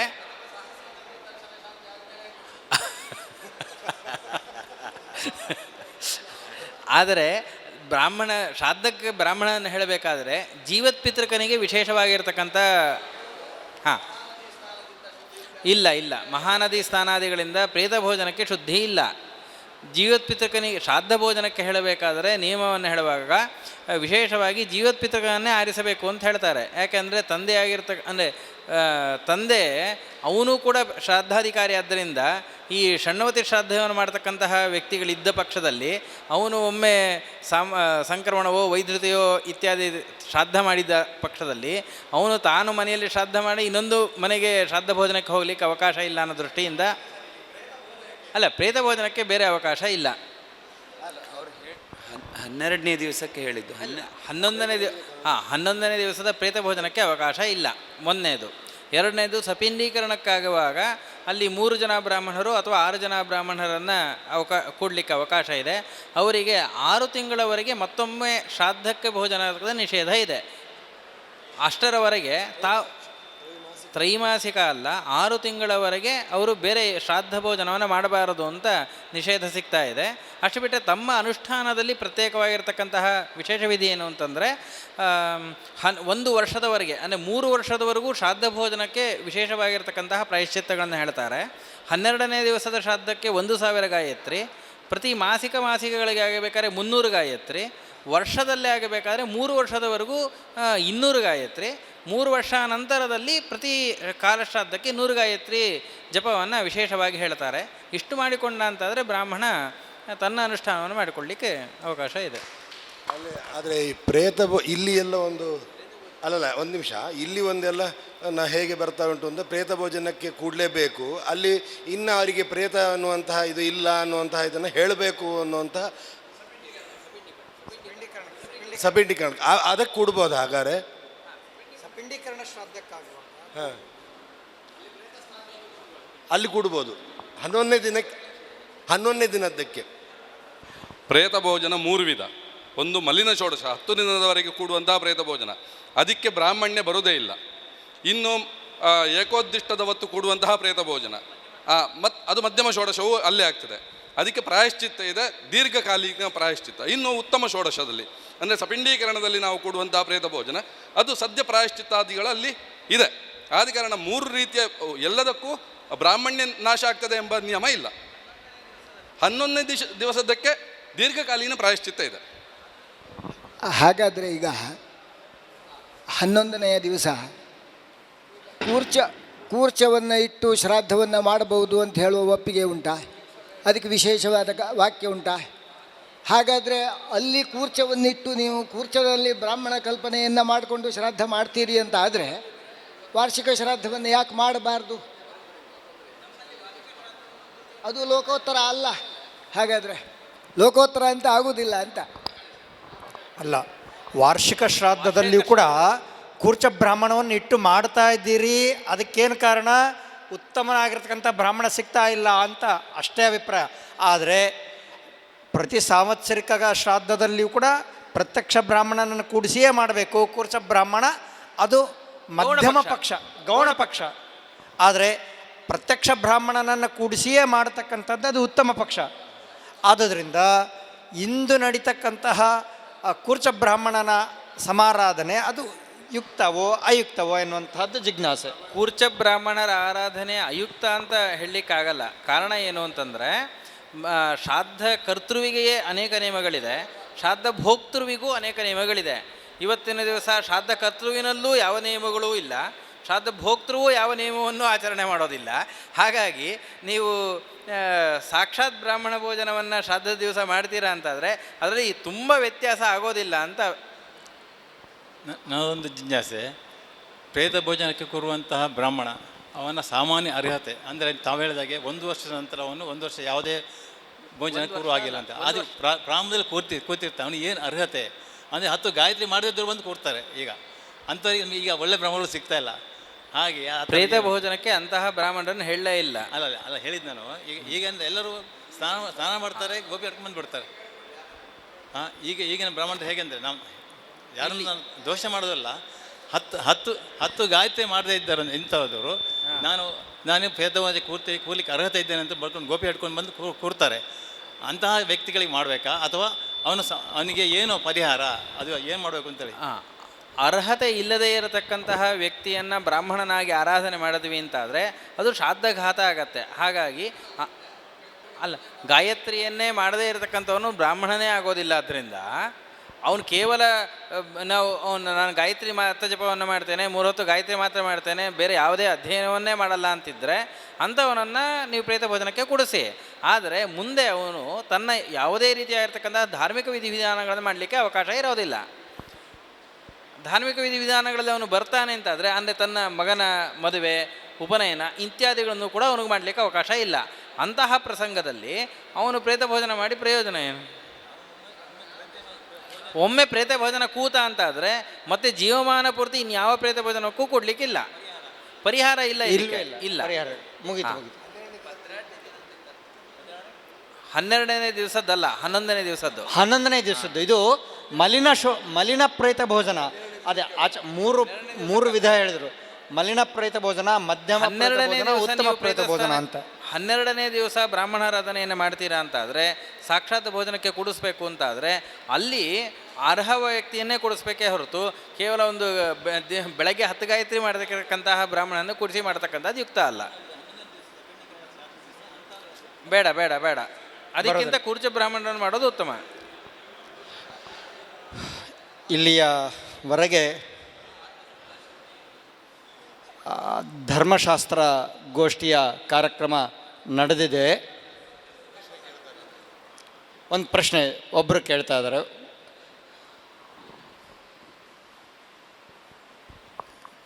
ಸಾಂವತ್ಸರಿಕ ಪುರುಷೋತ್ತಮ ಸಾಂವತ್ಸರಿಕ ಶ್ರಾದ್ದ ಇತ್ಯಾದಿಗಳಲ್ಲಿ ಶ್ರಾದ್ದ ಎಲ್ಲ ಆದಮೇಲೆ ಪಿಂಡ ಪ್ರಸಾದ ಅಂತ ಕೊಡ್ತಾರಲ್ಲ, ಅದು ಯಾರು ತಿನ್ಬೋದು ಅಂತ? ಅಂದರೆ ಆ ಕರ್ತೃವಿನಕ್ಕಿಂತ ದೊಡ್ಡವರಾದರೆ ಅವರು ತಿನ್ಬೋದಾ, ಅಥವಾ ಅವನ ಮನೆಗಳಲ್ಲಿ ಯಾರನ್ನು ಕುರಿತು ಶ್ರಾದ್ದ ಮಾಡ್ತಾರೆ ಅವನಕ್ಕಿಂತ ದೊಡ್ಡವರು ಯಾರಾದಿದ್ದರೆ ಅವರನ್ನು? ಪಿತೃಪ್ರಸಾದಕ್ಕೆ ಹೇಳಬೇಕಾದ್ರೆ ಧರ್ಮಶಾಸ್ತ್ರಗಳಲ್ಲಿ ಹೇಳುವಾಗ ಸಗೋತ್ರರನ್ನು ಬಿಟ್ಟು ಬೇರೆ ಯಾರೂ ಕೂಡ ಪಿತೃಪ್ರಸಾದಕ್ಕೆ ಅರ್ಹರಲ್ಲ ಅಂತ ನಿಷೇಧ ಮಾಡ್ತಾರೆ. ಎಕ್ಸೆಪ್ಷನ್ ಯಾವುದಿಗೆ ಅಂತಂದರೆ ಮಾವನ ತಂದೆಯ ಪ್ರಸಾದವನ್ನು, ಅಂದರೆ ಮಗಳು ವಿವಾಹ ಆಗಿ ಹೋಗಿ ಗೋತಾಂತರ ಆಗಿದ್ದಾಳೆ, ಅಂಥವಳು ಗೋತಾಂತರ ಆದರೂ ಕೂಡ ತನ್ನ ತಂದೆಯ ಪ್ರಸಾದವನ್ನು ತೆಗೆದುಕೊಳ್ಬೋದು ಅಂತ ಧರ್ಮಶಾಸ್ತ್ರದಲ್ಲಿ ಒಂದು ವಾಕ್ಯ ಸಿಗತ್ತೆ. ಅದು ಬಿಟ್ಟು ಗುರು ಅಂತ ಹೇಳಿದ್ರೆ ಶಾಂತಿ ಪಾಠ ಹಾಕಿದ ಗುರು ಅಂತ ಆಯಿತು ಅಂತಾದರೆ ಅಂತಹ ಗುರು ಬೇರೆ ಗೋತ್ರದವನಾಗಿದ್ದರೂ ಕೂಡ ಅಂತಹ ಗುರುವಿನ ಪ್ರಸಾದವನ್ನು ತೆಗೆದುಕೊಳ್ಬೋದು. ಮತ್ತು ಸೋದರ ಮಾವ, ಈ 3 ಜನರ ಪ್ರಸಾದವನ್ನು ತೆಗೆದುಕೊಳ್ಳಿಕ್ಕೆ ಅವಕಾಶ ಇದೆ. ಒಂದು ನಿಮಿಷ, ಇಲ್ಲಿ ನಮ್ಮ ವಿಷಯ ಬ್ರಾಹ್ಮಣಾರಾಧನೆ ಅಂತ ವಿಷಯ ಇದೆ. ಶ್ರಾದ್ದದ ವಿಷಯದಲ್ಲಿ ಸಿಕ್ಕಾಬಟ್ಟೆ ಪ್ರಶ್ನೆಗಳಿಗೆ ಅವಕಾಶ ಇರ್ತದೆ. ಆದ್ದರಿಂದ ಬೇರೆ ವಿಷಯಗಳನ್ನು ಬಿಟ್ಟು ಈ ಬ್ರಾಹ್ಮಣಾರಾಧನಾ ಮತ್ತು ಬ್ರಾಹ್ಮಣ ಸಮಾರಾಧನಾ ಅನ್ನುವ ವಿಷಯದಲ್ಲಿ ಏನಾದರೂ ಪ್ರಶ್ನೆಗಳಿದ್ದರೆ ಆ ವಿಷಯಗಳಿಗೆ ಸೀಮಿತಗೊಳಿಸ್ತೇವೆ. ಹೌದು. ದೇವಸ್ಥಾನದಲ್ಲಿ ಪ್ರತ್ಯಕ್ಷ ಬ್ರಾಹ್ಮಣರನ್ನು ಕೂಡಿಸಬೇಕೋ ಬೇಡವೋ? ಒಂದು ವಿಷಯ ಪ್ರಶ್ನೆಗೆ ಎತ್ತಿಕೊಂಡಿದ್ದಾರೆ. ಏನಂದರೆ, ಬ್ರಾಹ್ಮಣನ ಅಪೇಕ್ಷೆಯೇ ಇಲ್ಲದೆ ನಾವು ಸ್ವತಃ ಪೌರೋಹಿತ್ಯ ಕಲ್ತಿದ್ದೇವೆ, ಶ್ರಾದ್ದಾದಿ ವಿಧಾನಗಳು ನಮ್ಗೆ ಗೊತ್ತಿದ್ದಾವೆ, ನಾವೇ ಕೂರ್ಚವನ್ನಿಟ್ಟು ಬ್ರಾಹ್ಮಣವಟು ಏನು ಕೂರ್ಚೋವಿ ವಿಪ್ರಾಭಾವೇ ದರ್ಭವಟು ವಿಪ್ರಾಭಾವೇ ದರ್ಭವಟು ಅಂತ ದರ್ಭೆಯನ್ನೇ ಬ್ರಾಹ್ಮಣ ಅಂತ ಚಿಂತನೆ ಮಾಡಿಕೊಂಡು ಶ್ರಾದ್ದ ಎಲ್ಲ ಮುಗಿಸೋದು. ಬ್ರಾಹ್ಮಣನ ಸಂಬಂಧವೇ ಇಲ್ಲದೆ ಶ್ರಾದ್ದವನ್ನು ಮಾಡಬಹುದು, ಇಲ್ಲ ಬ್ರಾಹ್ಮಣರು ಬೇಕೇ ಬೇಕು ಅನ್ನೋದು ಒಂದು ಚರ್ಚೆ ಇದೆ. ನಾವು ಸಭೆಯಿಂದ ಇದಕ್ಕೆ ಉತ್ತರವನ್ನು ಅಪೇಕ್ಷಿಸ್ತೇವೆ. ಮಾತಾಡಿದವರೇ ಹೆಚ್ಚು ಮಾತಾಡುವುದರಿಂದ ಬೇಡ ಅಂತೇಳಿ ಸಭೆಯಿಂದ ಇದಕ್ಕೊಂದು ಉತ್ತರ ಏನಾದರೂ. ಪ್ರಧಾನ ವಿಷಯ ಅದು ಇರುವುದು. ನೂರಿತ್ತಾಯರು 2 ಮಾತಾಡ್ತಾರೆ. ಶ್ರಾದ್ದದಲ್ಲಿ ಬ್ರಾಹ್ಮಣನ ಅಪೇಕ್ಷೆ ಇದೆ. ಯಾಕೆಂದರೆ ಪಿತರಹ ವಾಕ್ಯಮಿಚ್ಚಂದಿ ಭಾವಮಿಚ್ಚಂದಿ ದೇವತಾಹ ಅಂತ ನಾವು ಹೇಳುವ ಪ್ರತಿ ವಾಕ್ಯಕ್ಕೂ ಅಲ್ಲಿ ಪ್ರತಿವಚನ ಬರಬೇಕು. ಪ್ರತಿವಚನ ಬರಬೇಕು. ಆದ ಕಾರಣ ಒಬ್ಬ ಬ್ರಾಹ್ಮಣನ ಅಪೇಕ್ಷೆ ಇದ್ದೇ ಇದೆ. ಇನ್ನು ನೀವು ಕೂರ್ಚ ಬ್ರಾಹ್ಮಣನ ಇಡ್ತೀವಿ ಅಂತ ಹೇಳಿದರೆ, ಕೂರ್ಚವಾದರೂ ಅದಕ್ಕೆ ಬೇಕಾದ ದರ್ಬೆ ನಾವು ಮನೆಯಿಂದ ತಂದಿರ್ತೇವಾ? ಎಲ್ಲವೂ ಅಂಗಡಿಯಿಂದ. ನಾವು ಇನ್ನು ಶುದ್ಧತೆಯ ಬಗ್ಗೆ ಮಾತಾಡೋದಿದ್ರೆ ಬ್ರಾಹ್ಮಣನಲ್ಲಿ ಯಾವ ಶುದ್ಧತೆಯನ್ನು ಮಾಡ್ತೀವೋ ದ್ರವ್ಯಗಳಲ್ಲೂ ಅದೇ ಶುದ್ಧತೆಯನ್ನು ನಾವು ನಿರೀಕ್ಷೆ ಮಾಡಬೇಕಾಗ್ತದೆ. ಅದು ಇಲ್ಲ ಆದ ಕಾರಣ ನಾವು ಬ್ರಾಹ್ಮಣರಲ್ಲೇ ಅದನ್ನು ಇಟ್ಕೊಂಡ್ರೆ ಏನು ಸಮಸ್ಯೆ? ಮತ್ತು ಇಡೀ ಶ್ರಾದ್ದದಲ್ಲಿ ಬ್ರಾಹ್ಮಣ ಭೋಜನವೇ ನಮಗೆ ಪ್ರಧಾನ ಅಂಗ. ನಾವು ಅದನ್ನು ಬಿಟ್ಟು ಉಪಾಂಗವನ್ನು ಎಷ್ಟು ವಿಜೃಂಭಣೆಯಿಂದ ಮಾಡಿದರೂ ಅದು ನಮಗೆ ಫಲಕಾರಿ ಅಲ್ಲ. ಆದ ಕಾರಣ ಬ್ರಾಹ್ಮಣನ ಅಪೇಕ್ಷೆ ಇದ್ದೇ ಇದೆ. ಒಂದು ವಿಷಯ, ಈ ಶ್ರಾದ್ದದಲ್ಲಿ ಬ್ರಾಹ್ಮಣನನ್ನು ಬಿಟ್ಟರೆ ಅವ ಸಂಕಲ್ಪದಿಂದ ಕೃಷ್ಣಾರ್ಪಣದವರೆಗೆ ಏನು ಹೇಳ್ತಾರೆ, ಅದು ಸುಳ್ಳಿ ಹೇಳಿಯೇ ಶ್ರಾದ್ದ ಮಾಡುವಂತ ಅರ್ಥ. ಯಾಕೆ ದ್ವಿಜೈ ಸಹ ಜಲಪಾತ್ರ ಸ್ಥಾಪನಂ ಕರಿಷ್ಯೆ, ದ್ವಿಜೈ ಸಹ ಬ್ರಾಹ್ಮಣನೇ ಇಲ್ಲ, ಅದು ಸಂಕಲ್ಪ ಹೋಯ್ತಲ್ಲ, ಸಂಕಲ್ಪ ಸುಳ್ಳಾಯಿತು. ಆಮೇಲೆ ಬ್ರಾಹ್ಮಣ ಭೋಜನ ಅಂತೆ ಬರೀಸಿ ತಿಲೋದ ಪಿಂಡದಾನ, ಬ್ರಾಹ್ಮಣ ಭೋಜನೇ ಇಲ್ಲ. ಕೂರ್ಚಲ್ಲಿ ಎಂಥದ್ದು, ಕೂರ್ಚಲ್ಲಿ ಮಾಡಿರೋದು ಬ್ರಾಹ್ಮಣ. ಅದು ಹೇಳಿದ್ರು, ಅದು ಅರ್ಥಾಂತರ ಮಾಡಿದ್ರಲ್ಲ, ಮುಖ್ಯ ಅರ್ಥವನ್ನು ಪರಿತ್ಯಾಗ ಮಾಡಿದ್ದು ಯಾಕೆ? ಈಗ ಆದ್ದರಿಂದ ನಾವು ಮಾಡುವಂಥ ಶ್ರಾದ್ದ ಅಂದರೆ ಸುಳ್ಳು ಹೇಳುವುದು. ಸಂಕಲ್ಪದಿಂದ ಕೃಷ್ಣಾರ್ಪಣದವರೆಗೆ ಸುಳ್ಳೆ. ಬ್ರಾಹ್ಮಣ ಅಭಾವಾತ್ ಒಂದು ಆವಾಹನೆ, ಬ್ರಾಹ್ಮಣ ಅಭಾವಾತ್ ಆಗ ಇಲ್ಲಿದ್ದ ನಾವು ಅವನು ಬ್ರಾಹ್ಮಣ ಅಲ್ವಾ, ಬಂದ ಪುರೋಹಿತರ ಬ್ರಾಹ್ಮಣ ಅಲ್ವಾ, ಮತ್ತು ಬ್ರಾಹ್ಮಣ ಅಭಾವಾತ್ ಯಾಕೆ ಹೇಳಿದ್ದು? ಅಲ್ಲಿ ಕೂರ್ಚ ಶಾಸ್ತ್ರದಲ್ಲಿ ಹಾಗೆ ಉಂಟು ವಾಕ್ಯ. ಅಲ್ಲಿ ಕೂರ್ಚ ಬ್ರಾಹ್ಮಣ ಅಂಥೇಳಿಯೇ ಕಲ್ಪನೆ. ಆದ್ದರಿಂದ ವಚನ ಪ್ರತಿವಚನ ಎರಡನ್ನೂ ಕೂಡ ಕರ್ತೃವೇ ಹೇಳಿಕೊಂಡು ಮುಂದೆ ಹೋಗಬೇಕು ಅನ್ನುವಂಥದ್ದು ನಮ್ಮಲ್ಲಿ ಚಾಲ್ತಿಯಲ್ಲಿರುವಂಥದ್ದು. ಎಲ್ಲಿ ಬ್ರಾಹ್ಮಣ ಇಲ್ಲವೋ, ಯಾಕಂತೇಳಿದರೆ ಅಲ್ಲಿಗ ನಾವೀಗ ಒಬ್ಬರ ಬ್ರಾಹ್ಮಣರನ್ನು ಪುರೋಹಿತರು ಬಂದರೂ ಕೂಡ ಅವರು ಪಿತೃಸ್ಥಾನದ ಇಂದ ಏನು ಪ್ರತಿವಚನ ಬರಬೇಕು ಅದನ್ನು, ವಿಶ್ವದೇವಸ್ಥಾನದಿಂದ ಏನು ಪ್ರತಿವಚನ ಬರಬೇಕು ಅದನ್ನು ಕೂಡ ಅವರೇ ಹೇಳ್ತಾರೆ. ಅದೇ ಪ್ರಕಾರ ಬ್ರಾಹ್ಮಣರು ಇಲ್ಲದ ಪಕ್ಷದಲ್ಲಿ ವಚನ ಪ್ರತಿವಚನ ಎರಡನ್ನೂ ಕೂಡ ಅವನೇ ಹೇಳ್ಕೊಂಡು ಹೋಗಬೇಕು ಅಂಥೇಳಿ. ಹೇಗೆ ಅಂತ ಹೇಳಿದರೆ, ಈಗ ನಾವು ಅಗ್ನಿಮುಖದಲ್ಲಿ ಬ್ರಹ್ಮತ್ವ ಕೂಡಿಸ್ತೇವೆ. ಬ್ರಹ್ಮ ಇಲ್ಲದೆ ಇದ್ದ ಪಕ್ಷದಲ್ಲಿ ಏನು ಮಾಡ್ತೇವೆ ಅಂತ ಹೇಳಿದರೆ, ಓಂ ಬ್ರಹ್ಮನ್ನಪ ಪ್ರಣಯಿಷ್ಯಾಮಿ, ಓಂ ಪ್ರಣಯ, ಪ್ರತಿವಚನವೂ ಕೂಡ ಕರ್ತೃವೇ ಹೇಳ್ಕೊಂಡು ಮುಂದೆ ಹೋಗ್ತಾನೆ. ಹಾಗೆ ಮಾಡಬೇಕು ಅಂತ ಹೇಳುವುದು ಶಾಸ್ತ್ರದ ಒಂದು ವಿಚಾರ ಅಂಥೇಳಿ ನಮ್ಮ ಹಿರಿಯವರು ಹೇಳ್ತಾ ಇದ್ರು. ನೀವು 3 ನಿಮಿಷದಲ್ಲಿ ಮುಗಿಸಬೇಕು, ಆಮೇಲೆ ಅಧ್ಯಕ್ಷರು ಒಂದು 2 ನಿಮಿಷ ಮಾತಾಡಬೇಕು ಅಂತ ಇದೆ. ಆಚಾರ್ಯ, ಈಗ ಹೇಳಿದ ಪ್ರಕಾರದ ಒಂದೇ ಪ್ರಶ್ನೆಯಲ್ಲೇ ಜೋತು ಬೀಳ್ತಾ ಇದ್ದೇನೆ. ಇನ್ನೊಂದು 4-5 ಬರ್ಕೊಂಡಿದ್ದೇನೆ. ಅಲ್ಲಲ್ಲ ಸರಿ, ನಾನು ಹಾಗಾದ್ರೆ ಎಲ್ಲ ಪ್ರಶ್ನೆಗಳನ್ನು ಕೇಳಿಬಿಡ್ತೇನೆ. ಮತ್ತು ಇಲ್ಲಿ ಶ್ರಾದ್ದ ಭೋಜನಕ್ಕೆ ಕೂಡುವಂತಹ ನಿಯಮಗಳಲ್ಲಿ ಷಡ್ಕರ್ಮಿಗಳು, ತ್ರಿಕರ್ಮಿಗಳು ಅಂತ ಎಲ್ಲ ಉಂಟಲ್ಲ, ಇದರಲ್ಲಿ ಯಾರು ಕೂಡುವಂತಹ ಪ್ರಸಂಗ ಉಂಟು ಅಂತ ಒಂದು, ಹೀಗೆ ಒಂದು. ಮತ್ತು ಈ ಬ್ರಾಹ್ಮಣ ಭೋಜನಕ್ಕೆ ಕೂತಿರೋರಿಗೆ ಇನ್ನು 6 ತಿಂಗಳು ಮತ್ತೊಂದು ಭೋಜನಕ್ಕೆ ಕೂಡಲಿಕ್ಕಿಲ್ಲ ಅಂತ ಉಂಟು. ಅದು ಭೋಜನಕ್ಕೆ ಮಾತ್ರ ಸೀಮಿತನೋ ಅಥವಾ ಉಳಿದ ಕರ್ಮಗಳಿಗೂ ಕೂಡ, ಇದು ಹವನಕ್ಕೆ, ಉಪಯಾಗಕ್ಕೆ ಇತ್ಯಾದಿಗಳಿಗೂ ಕೂಡ ಅದು ಬರ್ತದೋ, ಅನ್ವಯ ಆಗ್ತದೋ ಅನ್ನೋದು ಒಂದು. ಮತ್ತು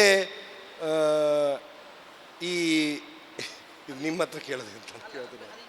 ಮತ್ತು ಈಗೆಲ್ಲದಕ್ಕೂ ಸಾಮಾನ್ಯವಾಗಿ ಹೇಳಿದಾಗ ಬ್ರಾಹ್ಮಣರನ್ನು ಕೂಡಿಸಿಯೇ ಈ ಕರ್ತವ್ಯಗಳನ್ನು ಮಾಡಬೇಕು ಅಂತ ಹೇಳ್ತಾ ಇದೆ. ಅದಕ್ಕೆ ಪ್ರಮಾಣ ಹೆಚ್ಚಾಗಿ ಇರೋದು ಅಂತ ಅಂದರೆ ಅದನ್ನೇ ಶ್ರಾದ್ದ ಅಂತ ಹೇಳುವಂಥದ್ದು ಅಂತ ಒಂದು. ಈಗ ಚಟಕ ಶ್ರಾದ್ದನೇ ಪ್ರಚಲಿತವಾಗಿ ಕೂರ್ಚವನ್ನು ಕೂಡಿಸ್ಕೊಂಡೇ ಬರುವಂಥದ್ದು ಬರ್ತಾ ಉಂಟು, ಈಗೆಲ್ಲ ಹೆಚ್ಚಾಗಿ ಆಗ್ತಾ ಉಂಟು. ಹಾಗಾಗಿ ಯಾವುದು ಸರಿ ಅನ್ನುವಂಥದ್ದು ಪ್ರಶ್ನೆ. ನಾನು ಪ್ರಾರಂಭಕ್ಕೆ ಹೇಳಿದ ಹಾಗೆ ಎಲ್ಲ ಕರ್ಮಾಂಗಗಳು ಲೋಕೋತ್ತರ ಅಂತ ಆಗದ ಹಾಗೆ ಒಂದು ವ್ಯವಸ್ಥೆ ನಾವು ನೋಡಬೇಕು ಅಂತ. ಪ್ರತಿಯೊಂದು ಕೂಡ ಲೋಕೋತ್ತರವೇ ಆದರೆ ಕೊನೆಗೆ ನಾವು ಸಾಂಕೇತಿಕ ಆಗಿ ಈ ಸಾಂಕೇತಿಕ ಎಲ್ಲ ಯಾಕೆ ಮಾಡೋದು ಅಂತ ನಮ್ಮ ಮಕ್ಕಳು ಮೊಮ್ಮಕ್ಕಳು ಕೇಳುವ ಹಾಗೆ ಆಗುತ್ತದೆ. ಶ್ರಾದ್ದದ ಭೋಜನಕ್ಕೆ ನಾವು ಚಟಕಕ್ಕೆ ಕೈ ಹಾಕಿದ್ದು ಯಾಕೆ ಅಂದರೆ ಅದಕ್ಕೆ ಎಲ್ಲಿಯೋ ಒಂದು ಮೂಲೆಯಲ್ಲಿ ಒಂದೆರಡು ಪ್ರಮಾಣಗಳು. ಯಾತ್ರೆಗೆ ಹೋದಾಗ ಬ್ರಾಹ್ಮಣ ಸಿಕ್ಕಲೇ ಇಲ್ಲ. ಯಾತ್ರೆಗೆ ಹೋಗಿದ್ದೇವೆ, ಕಾಡಿನಲ್ಲಿ ಇದ್ದೇವೆ, ಶ್ರಾದ್ದದ ತಿಥಿ. ಹಿಂದಿನ ಕಾಲದ ಕಾಶಿ ಯಾತ್ರೆ ಅಂದರೆ ಹೋಗುವಾಗ ಎಲ್ಲ ಕಣ್ಣೀರು ಹಾಕಿ ಬೀಳ್ಕೊಡೋದು, ಒಂದು ವಾಪಸ್ ಬರ್ತಾರೋ ಇಲ್ವೋ ಅಂತ. ಆಗ ಅವ್ರು ಕಾಶಿಗೆ ಹೋಗ್ತಾ ಇದ್ದಾರೆ, ಶ್ರಾದ್ದದ ತಿಥಿ ಬಂದದ್ದು ಗೊತ್ತಾಯ್ತು ಅವರಿಗೆ. ಆಗ ಅವರು ಊರಿನಲ್ಲಿ ಇಲ್ಲ, ಕಾಡಿನಲ್ಲಿ ಇದ್ದಾರೆ ಅಂತ ಆದರೆ ಅವರಾಗ ಒಂದು ದರ್ಭೆ ತೆಗೆದು 3 ದರ್ಭೆ ಪಿತೃದರ್ಭೆ ಪವಿತ್ರ ಮಾಡಿ ಅಲ್ಲಿ ಇಟ್ಟರು ಅಂತ. ಇದೊಂದು ವ್ಯವಸ್ಥೆ. ದರ್ಭವಟುಕ ಅಂತ ಹೇಳುವ ಶಬ್ದ ಅಲ್ಲಿ ಬರುವಂಥದ್ದು. ಇನ್ನೊಂದು ಕಡೆ ದರ್ಭವಟುಕ ಶಬ್ದ ಧರ್ಮಶಾಸ್ತ್ರದಲ್ಲಿ ನಾನು ನೋಡಿದ್ದೇನೆ. ಎಲ್ಲಿ ಅಂತ ಹೇಳಿದರೆ, ತುಂಬ ಬ್ರಾಹ್ಮಣರನ್ನೆಲ್ಲ ವ್ಯವಸ್ಥೆ ಮಾಡಿದ್ದೇವೆ, 3 ಬ್ರಾಹ್ಮಣರಿದ್ದ ಜಾಗದಲ್ಲಿ 2 ಆಬ್ಸೆಂಟ್ ಆದರು ಅಥವಾ ಒಬ್ಬರು ಆಬ್ಸೆಂಟ್ ಆದರು. ಆಮೆಯೋ ಸೂತಕವೋ ಅನಾರೋಗ್ಯವೋ ವಮನವೋ ಏನೋ ಒಂದು ಆಯಿತು, ಅವರು ಕೊಡಲಿಲ್ಲ.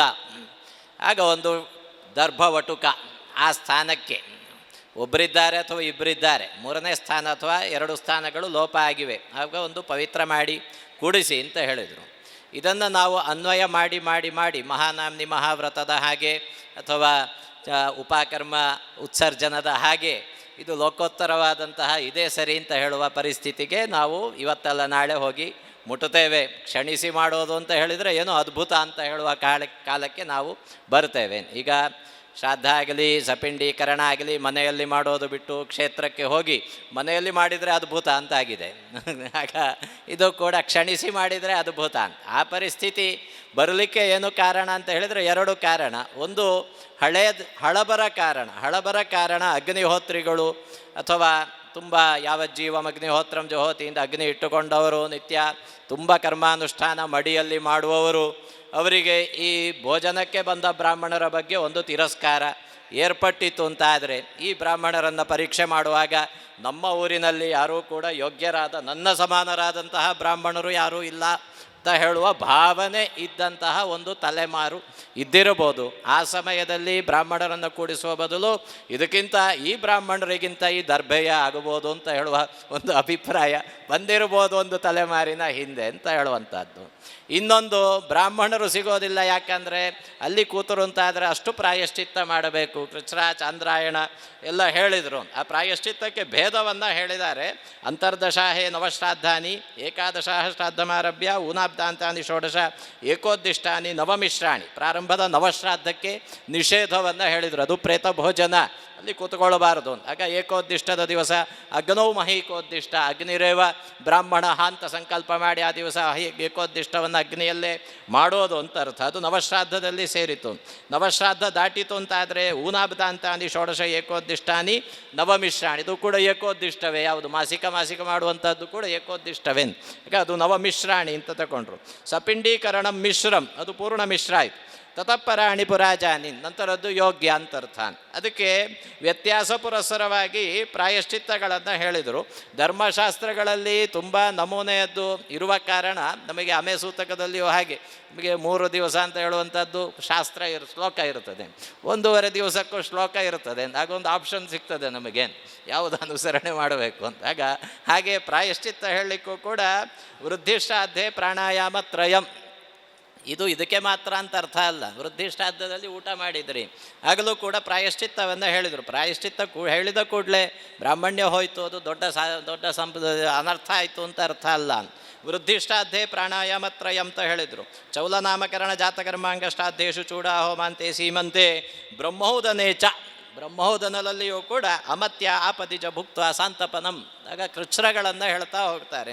ಮತ್ಯ ಆಪದಿ ಚಾಂದ್ರಂ ಅನ್ಯ ಸಂಸ್ಕಾರೇಶು ಉಪವಾಸ, ಆಗ ಉಪವಾಸವನ್ನು ಪ್ರಧಾನವಾಗಿ ಹೇಳಿದರು. ಯಾವ ಇದು ಇದ್ದರೂ ಕೂಡ ಉಪವಾಸಾದಿಗಳನ್ನು ಹೇಳಿದರು. ದಶಲಕ್ಷ ಗಾಯತ್ರಿ ಜಪಃ ಅಂತ ಒಂದು ಕಡೆ ಹೇಳಿದರೆ, ಇನ್ನೊಂದು ಕಡೆ ಅದನ್ನು ಚಿಕ್ಕದು ಮಾಡಿ ಹೇಳುವಾಗ ಯಾಜ್ಞವಲ್ಕ್ಯರು ಭಾರದ್ವಾಜ ಸ್ಮೃತಿಯನ್ನು ಉದ್ಧಾರ ಮಾಡಿಕೊಂಡು ಪಾರ್ವಣ ಶ್ರಾದ್ದ ಭೋಜನದಲ್ಲಿ 6 ಪ್ರಾಣಾಯಾಮಗಳು, ತ್ರೈಮಾಸಿಕಾದಿ ಆಬ್ದಿಕಾವಧಿಯಲ್ಲಿ ಉಪವಾಸ ಪ್ರಾಯಶ್ಚಿತ್ತ, ವೃದ್ಧಿಶ್ರಾದ್ದ ಭೋಜನದಲ್ಲಿ 3 ಪ್ರಾಣಾಯಾಮಗಳು, ಸಪಿಂಡೀಕರಣದಲ್ಲಿ ಅಹೋರಾತ್ರ ಉಪವಾಸ ಇಷ್ಟನ್ನು ಹೇಳಿದರು. ಆಗ ನಾವು ಧರ್ಮಶಾಸ್ತ್ರಗಳನ್ನು ಇವತ್ತಿನ ದಿವಸಕ್ಕೆ ಯಾವ ಧರ್ಮಶಾಸ್ತ್ರದಲ್ಲಿ ಕಡಿಮೆ ಪ್ರಾಯಶ್ಚಿತ್ತ ಉಂಟು ಅಂತ ನೋಡಿ ನಾವು ಆಯ್ಕೆ ಮಾಡಿಕೊಂಡ್ರೆ ಕೊನೆಗಾದರೂ ಒಂದು ಉಪಯೋಗ ಆದೀತು. ಆ ಧರ್ಮಶಾಸ್ತ್ರಕ್ಕೆ ಕಡಿಮೆ ಪ್ರಾಯಶ್ಚಿತ್ತ ಹೇಳಿದ ಧರ್ಮಶಾಸ್ತ್ರಕ್ಕೆ ಯೋಗ್ಯತೆ ಕಡಿಮೆ, ಹೆಚ್ಚು ಪ್ರಾಯಶ್ಚಿತ್ತ ಹೇಳಿದ್ದ ಧರ್ಮಶಾಸ್ತ್ರಕ್ಕೆ ಯೋಗ್ಯತೆ ಜಾಸ್ತಿ ಅಂತ ನಾವು ತೀರ್ಮಾನ ಮಾಡಿದರೆ ಅದು ಋಷಿಗಳಿಗೆ ಅಪಚಾರ. ಯಾವ ಧರ್ಮಶಾಸ್ತ್ರ ಇದ್ದರೂ ಕೂಡ ಅದು ಋಷಿಗಳ ಕಾಪಿರೈಟ್ನಲ್ಲಿ ಉಂಟು.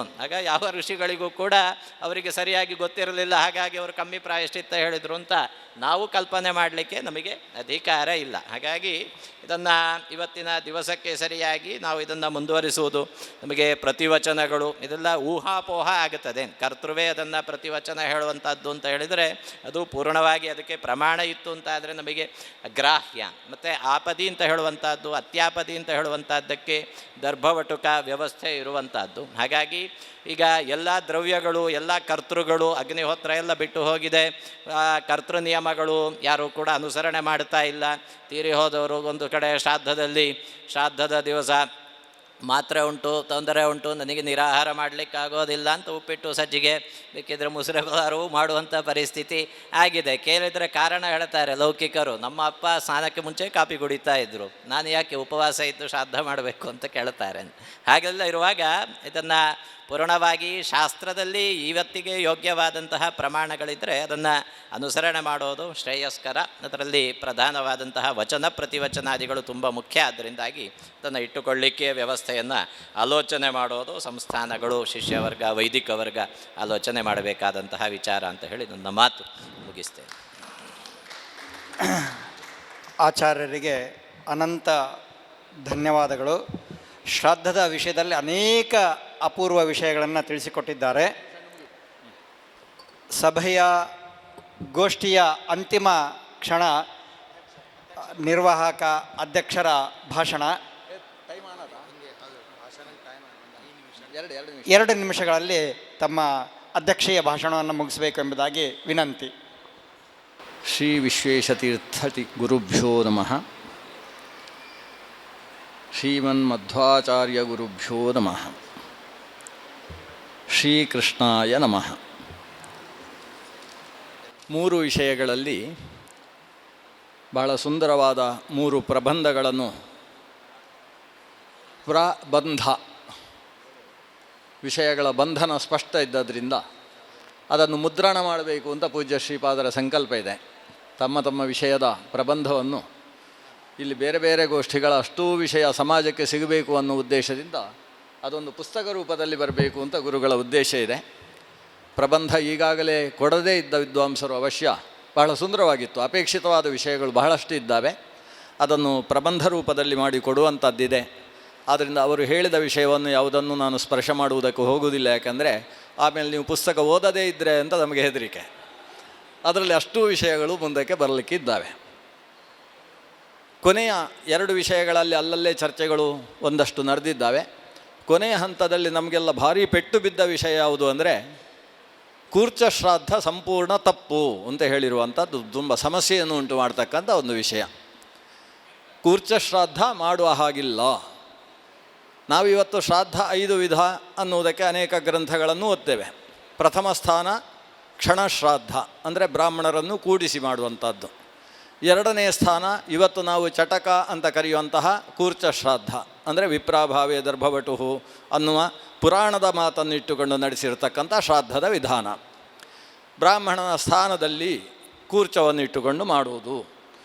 3ನೇದ್ದು ಆಮಶ್ರಾದ್ದ, ಒಬ್ಬ ಬ್ರಾಹ್ಮಣನನ್ನು ಕರೆದೇ ಊಟಕ್ಕೆ ಬೇಕಾದಷ್ಟು ಬೇಯಿಸಲಿಕ್ಕಾಗಲಿಲ್ಲ, ನೀವೇ ಬೇಯಿಸಿಕೊಳ್ಳಿ ಅಂತ ಬೇಕಾದ್ದನ್ನು ಕೊಡುವುದು ಆಮಶ್ರಾದ್ದ. ಆ ನಂತರದಲ್ಲಿ ಹಿರಣ್ಯ ಶ್ರಾದ್ದ, ನಮ್ಮ ಹತ್ರ ತರಕಾರಿ ವ್ಯವಸ್ಥೆಗೂ ಅವಕಾಶ ಇಲ್ಲ, ಆದ್ದರಿಂದ ಇದನ್ನೇ ತೆಗೆದುಕೊಡ್ತೇನೆ ಪಿತೃಗಳ ಹೆಸರಲ್ಲಿ ಅಂತ ಹೇಳಿ ಒಂದಿಷ್ಟು ದುಡ್ಡು ಕೊಡುವಂತಹ ವ್ಯವಸ್ಥೆ ಹಿರಣ್ಯ ಶ್ರಾದ್ದ. 4ನೇದ್ದು 5ನೇ ಶ್ರಾದ್ದ ಅಂತೇಳಿದರೆ ಸಂಕಲ್ಪ ಅಂತ ಇವತ್ತು ಕರೆಯುವ ತರ್ಪಣ ಶ್ರಾದ್ದ, ಪಿತೃಗಳನ್ನು ಉದ್ದೇಶಿಸಿ ತರ್ಪಣ ಮಾಡುವಂಥದ್ದು. ಅಷ್ಟಕ್ಕೂ ಅವಕಾಶ ಇಲ್ಲದೆ ಹೋದರೆ ಪಿತೃಗಳನ್ನು ನೆನೆಸಿಕೊಂಡು ಗೋಗ್ರಾಸ ಇಡುವುದು. ಅಷ್ಟಕ್ಕೂ ಅವಕಾಶ ಇಲ್ಲದೆ ಹೋದರೆ ಈಗ ತಾನೇ ಅಶೋಕಾಚಾರ್ಯರು ಹೇಳಿದ ಹಾಗೆ ಕೈಯೆತ್ತಿ ದರ್ಭೆಯನ್ನು ಮೇಲಕ್ಕೆ ಬಿಸಾಡಿ ಪಿತೃಗಳೇ ಇಂಥ ದುರವಸ್ಥೆ ಬಂದು ಹೋಗಿದೆ ತೃಪ್ತರಾಗಿ ಅಂತ ಹೇಳುವಂಥದ್ದು. ಇಷ್ಟಕ್ಕೂ ಧರ್ಮಶಾಸ್ತ್ರಗಳು ಅನುಮತಿ ಕೊಟ್ಟಿದ್ದಾವೆ. ಅನುಮತಿ ಇದೆ ಅನ್ನುವ ಕಾರಣದಿಂದ ನಂತರದ್ದನ್ನು ಸ್ವೀಕರಿಸುವಂಥದ್ದು ಸೋಗಲಾಡಿತನ ಅನ್ನುವ ಶಬ್ದದಿಂದ ಕರೆಸಿಕೊಳ್ತದೆ. ಆದ್ದರಿಂದ ಮೊದಲನೆಯದ್ದಕ್ಕೆ ಸಂಪೂರ್ಣ ಪ್ರಾಶಸ್ತ್ಯ ಕೊಡಬೇಕು, ಅದು ಸಾಧ್ಯವೇ ಇಲ್ಲದೇ ಇರುವ ಸ್ಥಿತಿಯಲ್ಲಿ ಎರಡನೇದ್ದಕ್ಕೆ ಹೋಗಬೇಕು ಅನ್ನುವ ವಿಧಾನ. ಅದಕ್ಕೊಂದು ಬಹಳ ಸುಂದರವಾದ ವಿಷಯ ಇಲ್ಲಿ ಪ್ರಸ್ತುತವಾದದ್ದೇನು ಅಂದರೆ, ಬ್ರಾಹ್ಮಣರನ್ನು ಆಹ್ವಾನ ಮಾಡಬೇಕು.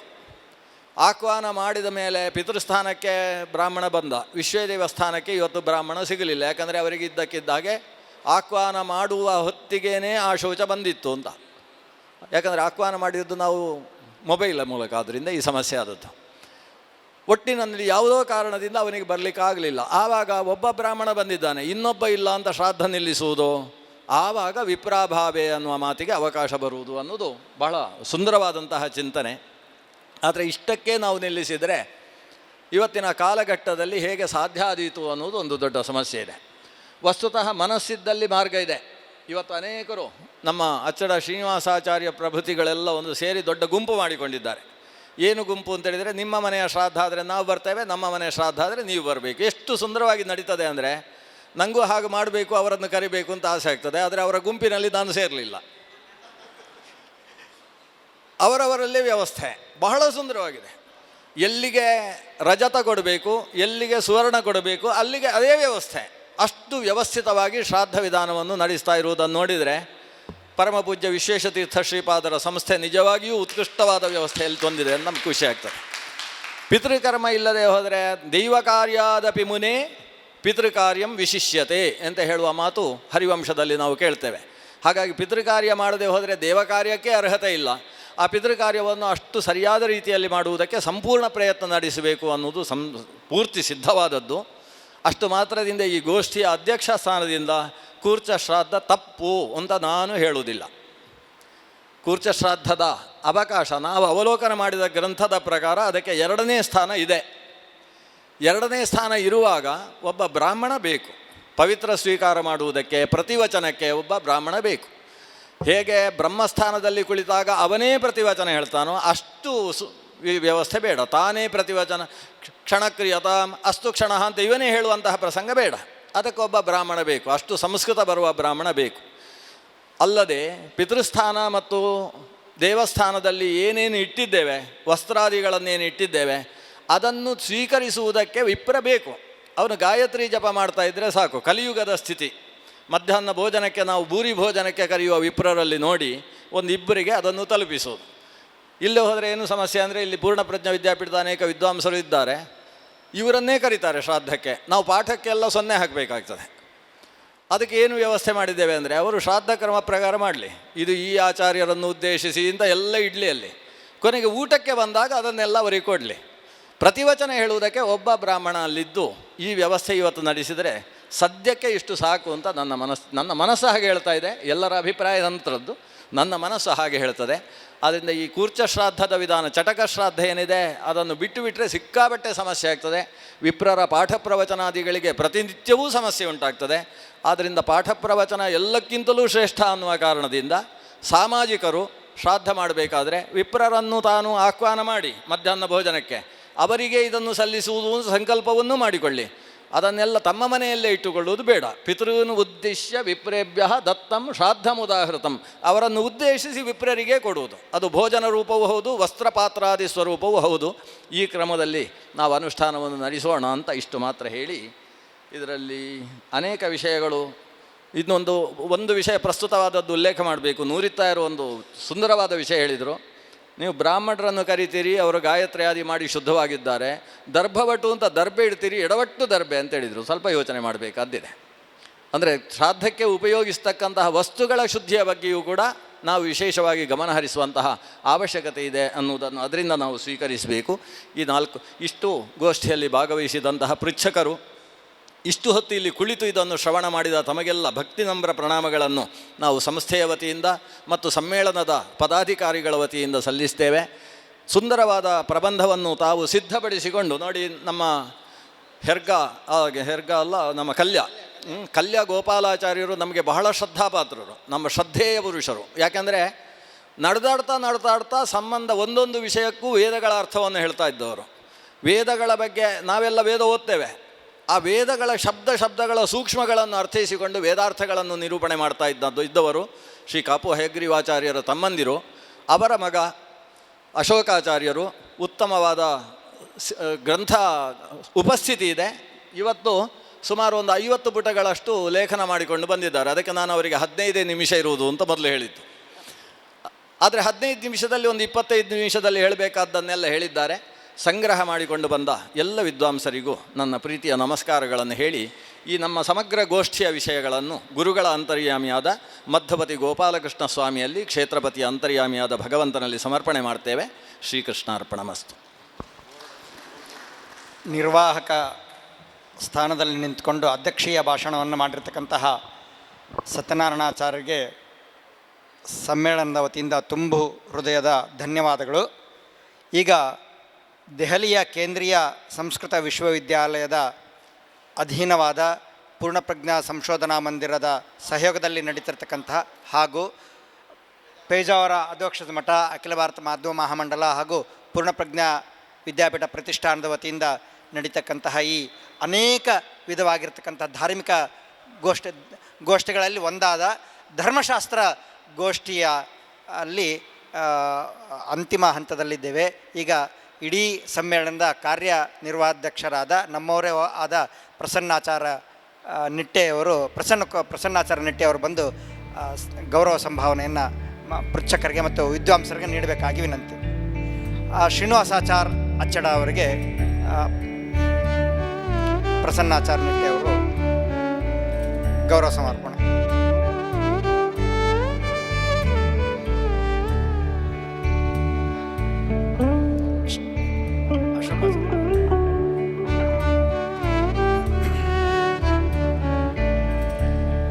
ರವಿಕುಮಾರಾಚಾರ್ ನಕ್ರೆ ಇವರಿಗೆ ಪ್ರಸನ್ನಾಚಾರ್ಯರಿಂದ ಗೌರವ ಸಮರ್ಪಣೆ. ಮತ್ತೊಬ್ಬ ಉಪನ್ಯಾಸಕರಾಗಿರ್ತಕ್ಕಂತಹ ಅಶೋಕ್ ಕುಮಾರಾಚಾರ್ ಕಲ್ಯ ಇವರಿಗೆ ಗೌರವ ಸಮರ್ಪಣೆ.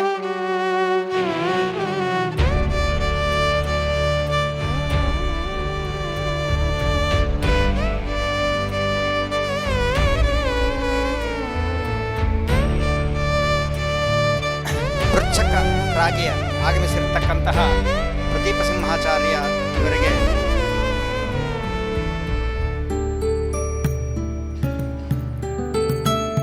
ಹಾಗೂ ಇನ್ನೊಬ್ಬ ಪೃಚ್ಛಕರಾಗಿರ್ತಕ್ಕಂತಹ ಶ್ರೀಕರ ತಂತ್ರಿಗಳಿಗೆ,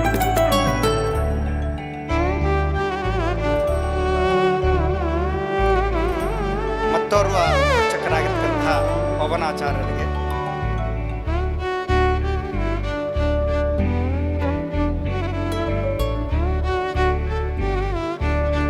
ನಿರ್ವಹಣಾಧ್ಯಕ್ಷರಾಗಿರ್ತಕ್ಕಂತಹ ಸತ್ಯನಾರಾಯಣಾಚಾರ್ಯರಿಗೆ ನಿರ್ವಹಣೆಯನ್ನು ಮಾಡಿದಂತಹ ನಮ್ಮ ಆತ್ಮೀಯರಾದ ಶ್ರೀರಂಗ ಪಂಚಾಂಗಕರ್ತರು, ಕಣ್ವಮಠ ಆ ಸಂಸ್ಥಾನಾಧೀಶ್ವರರ ಆಪ್ತ ಶಿಷ್ಯರಾಗಿರುವ ಶ್ರೀರಂಗ ಅವರು ಸ್ವೀಕರಿಸಬೇಕು. ಒಳ್ಳೆಯ ಗಣಿತಜ್ಞ, ಉಪನ್ಯಾಸಗಳ ಮೂಲಕ ಜನರಂಜನೆ ಮಾಡತಕ್ಕಂತಹ ವ್ಯಕ್ತಿತ್ವ ರಂಗಾಚಾರ್ಯರಲ್ಲಿದೆ.